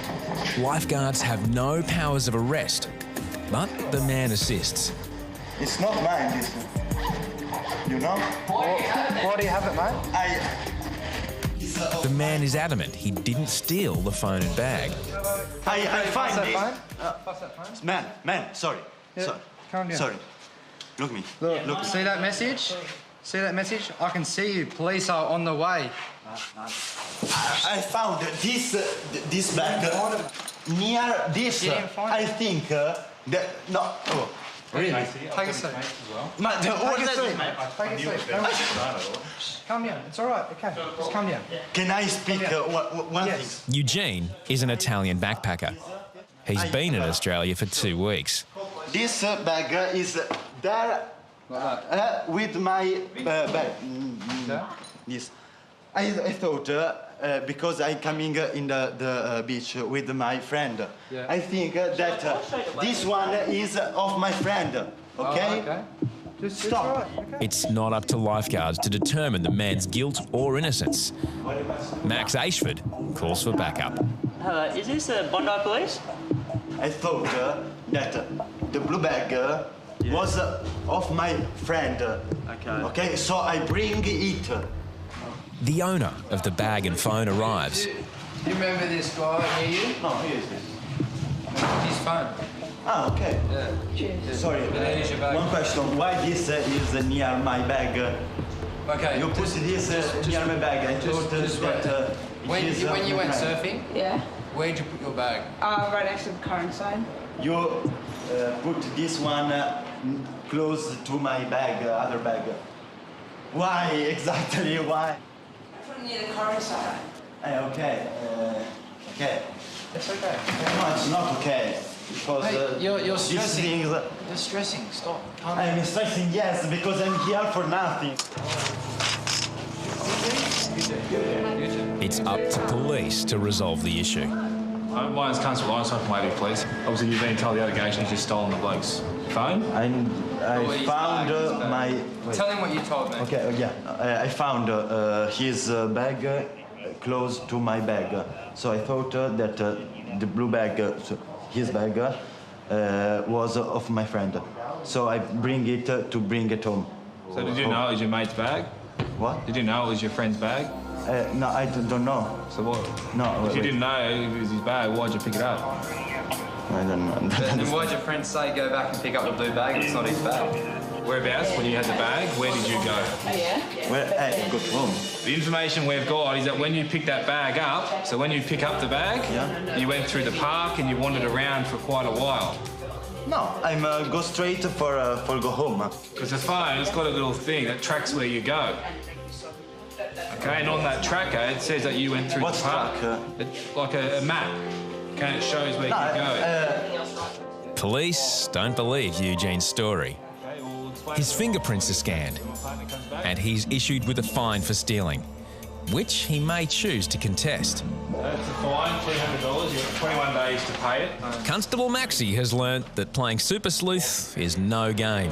Yeah, that's I feel sorry for the two blokes that I pulled up out of the Rip Curl shop. But, I apologise to them. But the end result was good. It's a bit late now, hour overtime, but if you do the crime, you pay the fine.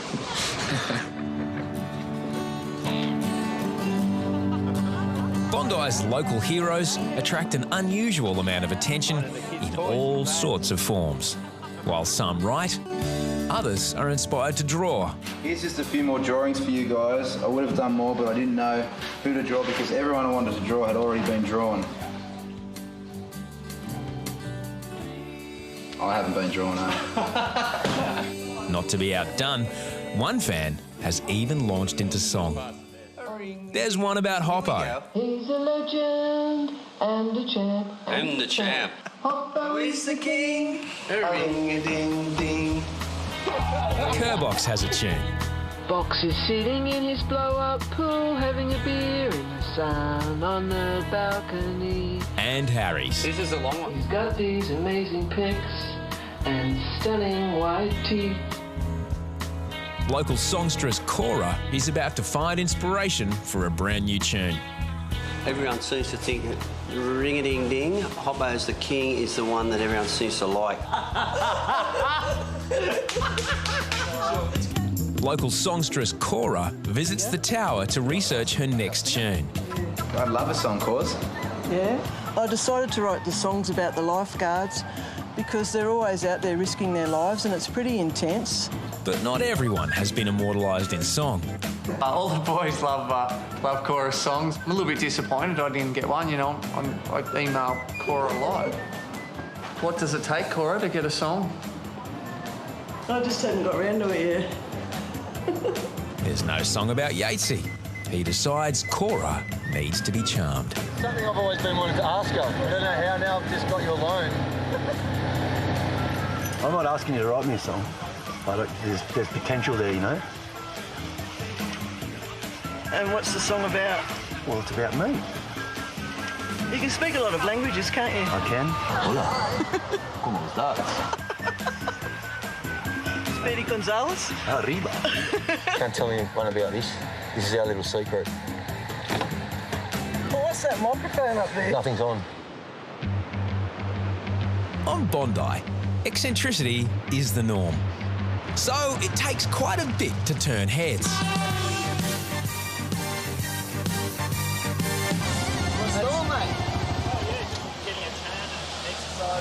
Why don't you just go get a spray can? I like the real thing.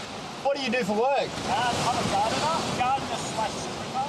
Well, have you got any dance moves for us or what? Yeah, you got to give us a dance. Come on. Come on. Yeah, give us a dance move. Yeah, I'll dance with you. Yeah, we got a song for you. Yeah, let me put it on. It's coming out in the middle, that's all right. So basically I've got a periscope and I'm just, you know...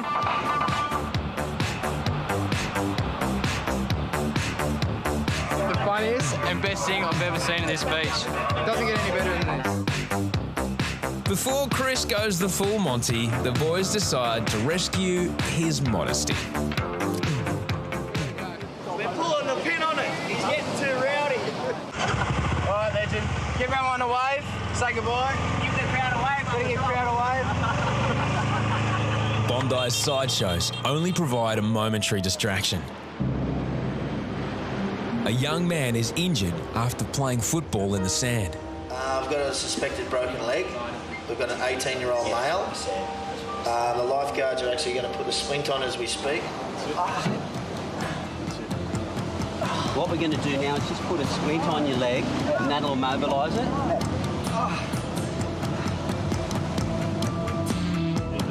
James is from Western Sydney. He came to Bondi with his girlfriend and some Facebook friends. Oh, we were mucking around on the sand and that. He tackled me, I tackled him, and he got hurt. Don't know, just ended up wrong. 20 minutes. Corey offers methoxyfluorine to reduce the pain. Just breathe normally, like an asthma puffer. Yeah. Keep your finger on that. Oh, that's the You'll get there. So a bigger dose on it. one leg's like curved and the other leg's just fine. So I think it is broken. Take it out when you're breathing out.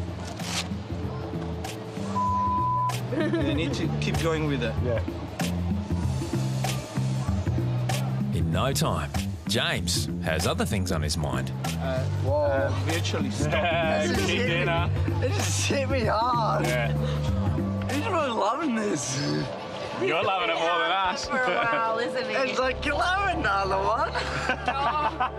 What was that, 20 seconds? That's pretty good. I think that's a record. That's awesome. Can you feel that anymore? Not really. I want to go run for a marathon. This gentleman is reacting very well. Man, this I'm out of it, aren't I? I'm being a bit... Fine. I'm going to be on TV and you. Because you're going to be on TV. You're going to be on TV. You're going to James, he was definitely in a world of pain when he was on the beach, and then giving them methoxy, and probably within about 20 or 30 seconds, he was just high as a kite, and I think he wants another one, but he's not allowed, so. How good everybody's going to be.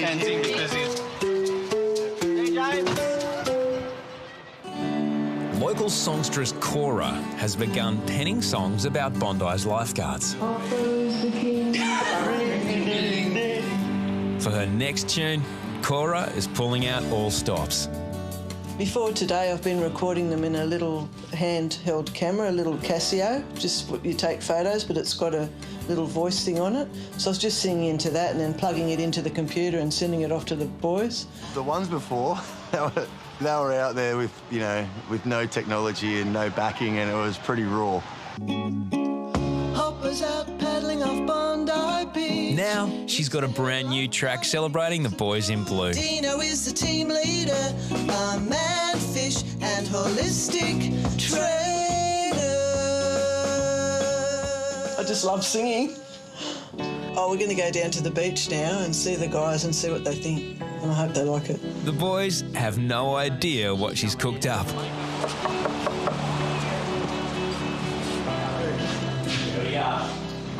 Hello, how are you going? Come here, darling. It's your favourite. Yeah, I love you. Come in. I got a surprise for you. What have you got for us? Oh, I did a song and recording studio. Yeah? Yeah, I've never done that before. I was actually thinking, oh no, she's like, how's this going to turn out? Is it going to be embarrassing, or is it going to be good, or...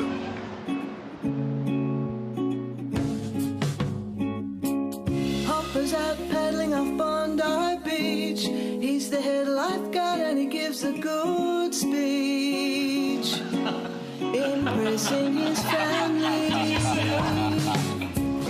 As he's on a reef, surfing away, seas spread his face, a lunchtime break. And Yatesy's smooth talking pays off. Hola, Yatesy, Speedy Gonzales is my kind of guy. Bondi Beach is the place to be. Bondi lifeguards will take care of you. Take care of me. Bondi Beach is the place to be. Bondi lifeguards will take care of you. Oh, yeah. Take care of me. Take care of me.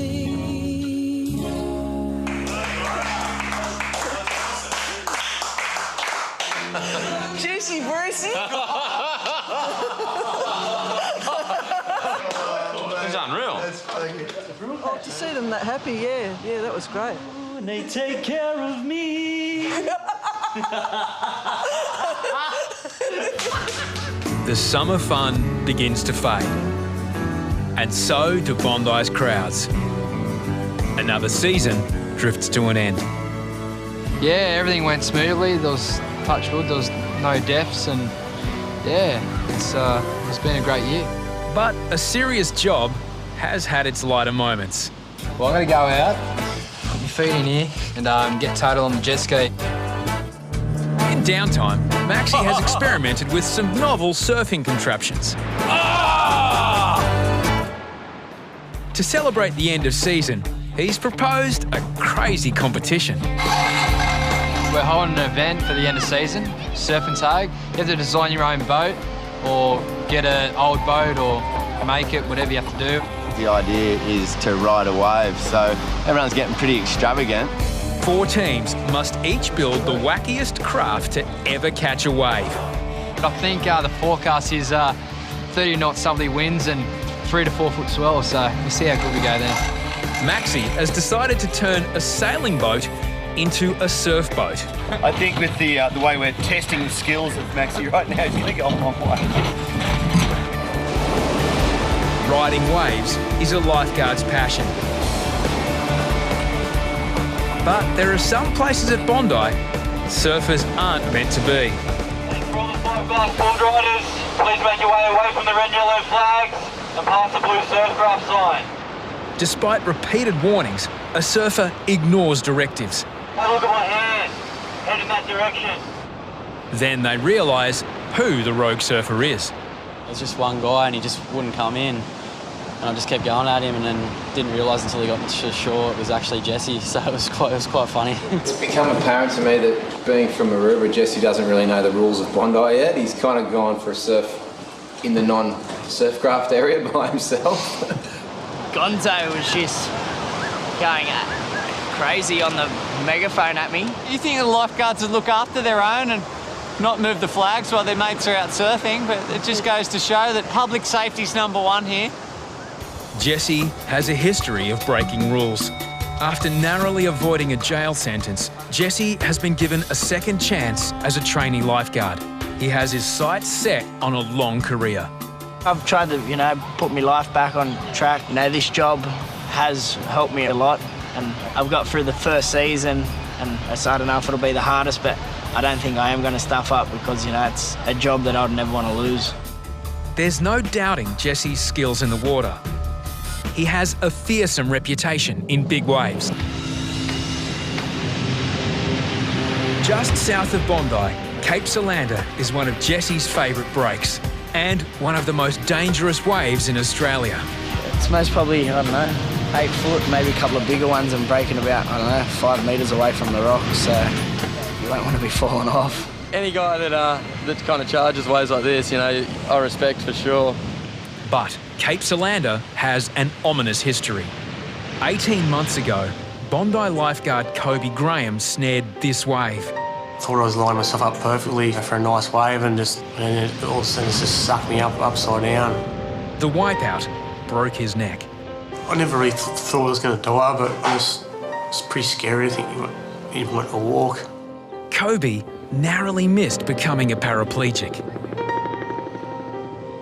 Every time you surf it, you get a bit of a feeling in your gut, but, I'm more like, I'm more excited to get out there and get a barrel in front of everyone. It's a pretty good feeling, and especially when you got hundreds of people watching on the rocks, screaming when you get a good one, so it's a good adrenaline rush. Towing in, Jesse picks off his first wave.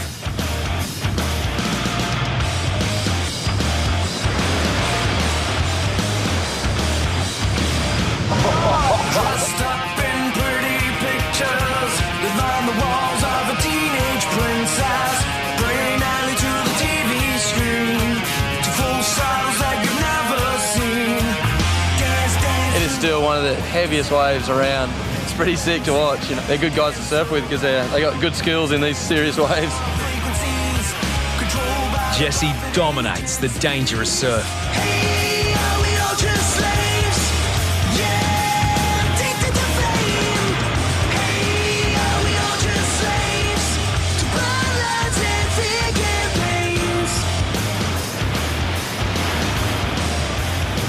But things can go wrong in the blink of an eye. After hitting the reef, Jesse is smashed against the cliffs. Popped up and there was a wave right there, so it didn't really hurt, and then I got into the channel, it was just pinching, it hurts that much.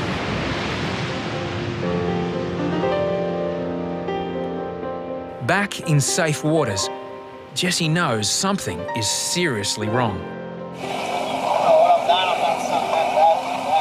Because it's maybe low tide and that now, it just like bent me around the rock like I was a banana. It just squashed me around the rock. Trainee Jesse came unstuck on one of Australia's most dangerous waves.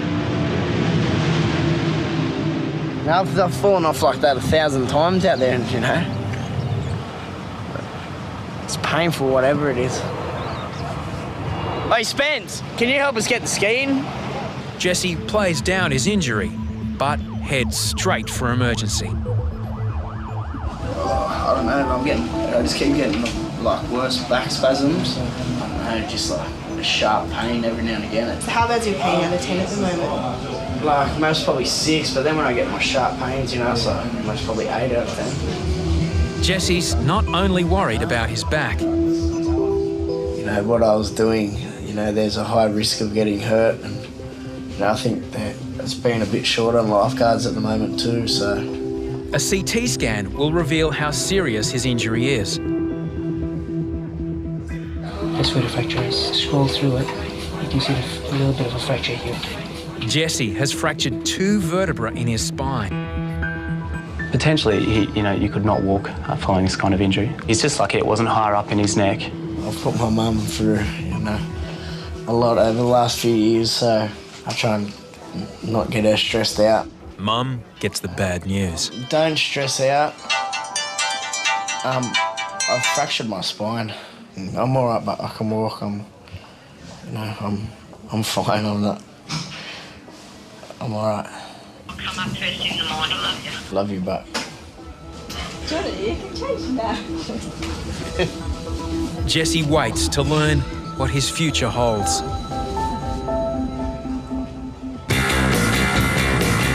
As the big swell continues to pound the coast, lifeguards patrol nearby Tamarama. On days like this, it's notoriously treacherous and not for beginners. Some only learn the hard way. This guy's screwed.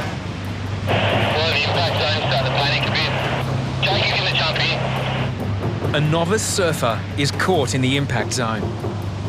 The only escape from the cliffs is to swim back out. Rescue boards are useless here. Jake heads out using flippers and a rescue tube.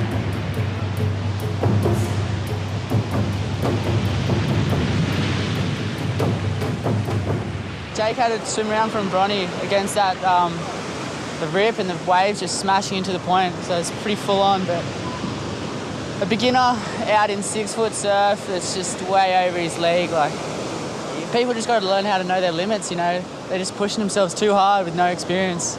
Yeah, very lucky. Andreas is a Venezuelan tourist. He's had a surfing lesson he's never likely to forget. The end-of-season challenge continues. Build the strangest craft to ever catch a wave. Oh, once I found out I was with Matt D, I thought, no better person. He's quite morbid, so make a coffin, and I don't know how seaworthy it's going to be. We're building a coffin because, I don't know, it's probably the most traditional move in surfing of all time. It goes back to like the first days of surfing. Yeah, they always did the coffin ride. Mate, it doesn't look like the most water-savvy invention I've ever seen, but may last longer than the Titanic did. Boys all go and do their own things in the winter months and end out with a bit of fun. It's a good idea, I think. It keeps everyone sort of happy and laughing and something to remember and talk about. Hopefully a coffin won't be necessary, but the big swells may prove an unexpected challenge. The concept is putting a schoolboy cadet canoe that's meant for flat water, putting some outriggers on it, sitting Bisho and I in it, and yeah, just trying not to make this a death trap. It's been a week since Jesse fractured 2 vertebrae in an off-duty surfing accident.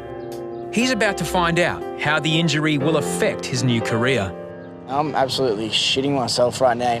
I'm not even a fully qualified lifeguard yet. I'm still on the traineeship, so like, this does, mean a lot to me. But yeah, the worst outcome is, I could lose my job. You have fractured your vertebral bodies in 2 places, adjacent places. These are called your spinous processes here. Fortunately, where those fractures are, it doesn't destabilise your back at all. Yeah. How long do you think before I could actually, like, do lifeguarding? At least 6 to 8 weeks. Lifeguarding is Jesse's chance at a new start in life. A broken back presents a major problem. Hey, Jesse. Hey, Hop, how are you, mate? Good, how are you? I've just got out. The doctor said, yeah, I'm a very lucky boy that I've only done what I've done, so I won't have to have surgery or anything. Yeah. And, oh, that's good, isn't it? Yeah, no, I'm stoked, but, he said I can do light duties, pretty much straight away. Well, I need someone to go get my coffee every morning. Ah, sweet. No, well, that's good news, and yeah, we'll work something out down here and you can hang around down here. Oh, cheers, Hoppo, mate. Yeah, that means a lot to me, mate. Right, Jesse. See you, mate. See you, mate. Bye-bye. Ciao. Can't wait to get back down and work.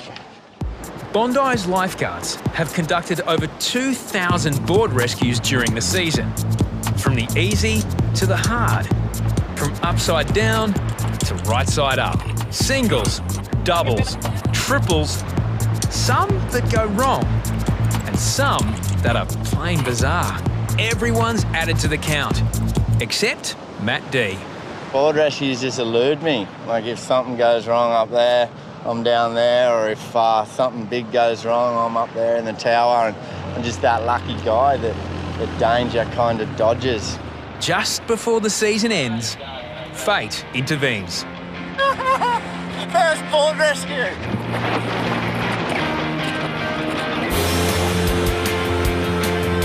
I've never seen you do it. The other way.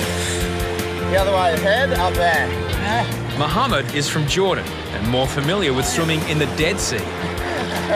This is very foreign territory. Head up there. Thanks, mate.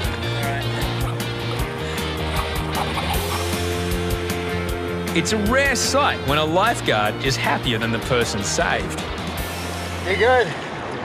Safe. Thank you. Safe. Safe. You're good. You're good. Be safe. Yeah, he's very thankful. He's saying that within seconds somebody rescued him, and he's very, very thankful for that. Hey, buddy. How you going? Thank you. Thank you, man. Thank you. No problem. No problem. Appreciate that. Yeah, sweet. It's a beautiful day. There's no need to drown on a day like today. It's quite amazing because that's the first rescue I've done all year.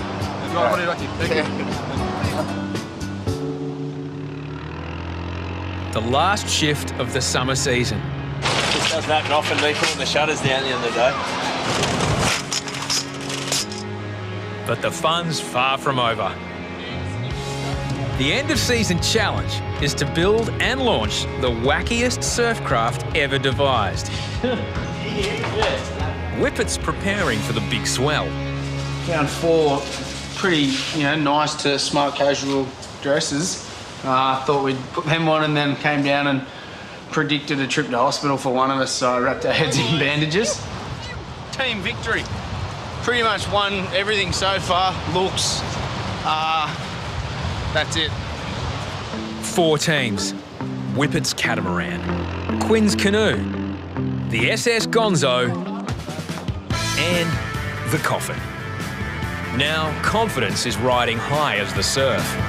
Let's get in there. Bondi's lifeguards kick up their heels at the end of the season. The challenge is to launch the craziest surf craft ever ridden. It's going to be pretty fun. Hopefully no one gets hurt, as long as we don't sink. No, I actually think it looks the most seaworthy. This is it, Bondi. 4 teams. In Big Swell, the winner must catch a wave all the way to shore.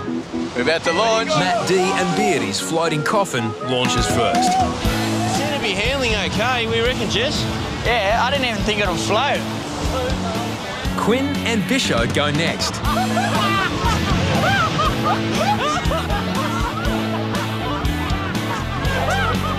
Still cuddling and they're singing.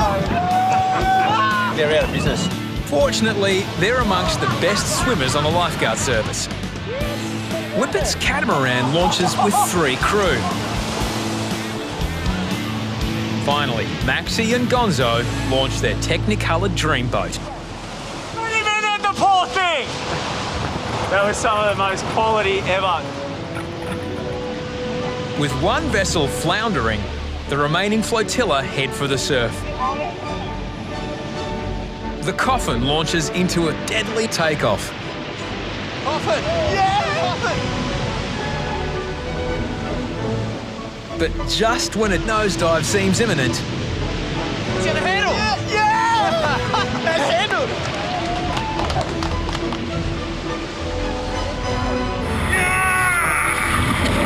Look at the flag they got as a tower. Quinn and Bisho's chances of catching a wave aren't completely sunk.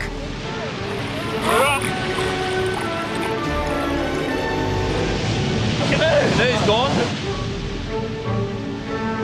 The ski. The ski! Whippet's catamaran gets on, but there's a design flaw.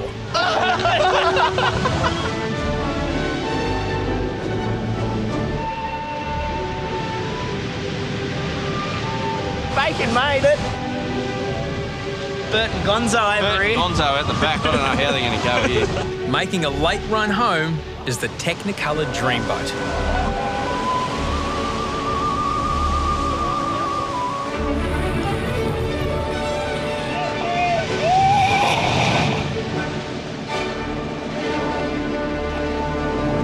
I thought we were going to die. Like, it was a big set and we were just holding, hold, and we just lifted up. And just threw us down the face.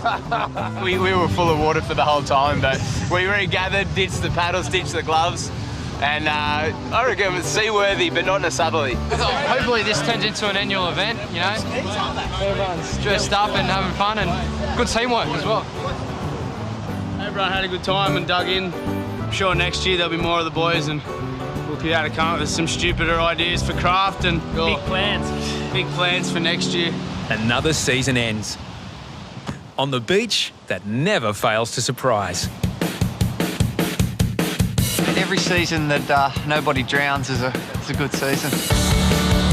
Yeah, Tam and Bronny, we've got one right on the rocks. Oh, you're right.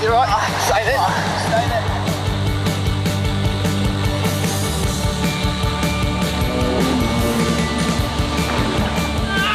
Often you see genuine pain like that. Ambulance eyes. Puncture wound, more like a stab than a slash. Sort of fell on his knife. He had some sort of anaphylactic attack, it seems. Tiger claw that one. I've got a high pain tolerance, but this is killing me. Police are on the way. You're going to need to go up to the hospital and get a few stitches. Bondi's like a natural stage, you know. If you've got something new and you want to show it off, you come to Bondi. You know, you got anything, new tattoos, new girlfriend, new clothing, new dance move, new surfboard, a new pose, new muscles. It's endless. People get down here and they get in the nude, and sometimes we even have to rescue nude people. It's a beautiful place and you just want to get back to basics. Ladies, these are the red and yellow flags. You'll find these on nearly every beach in Australia. Beaches that don't have them are under tender, and that'll be $5 please.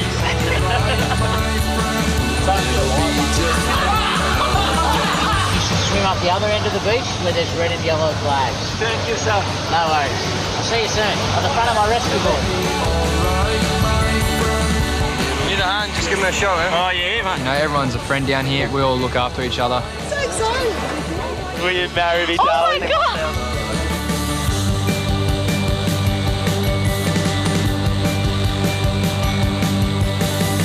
It'll be alright, my friend.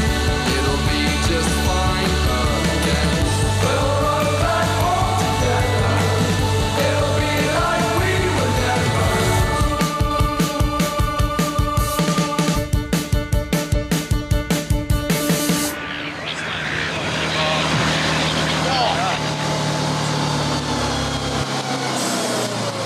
What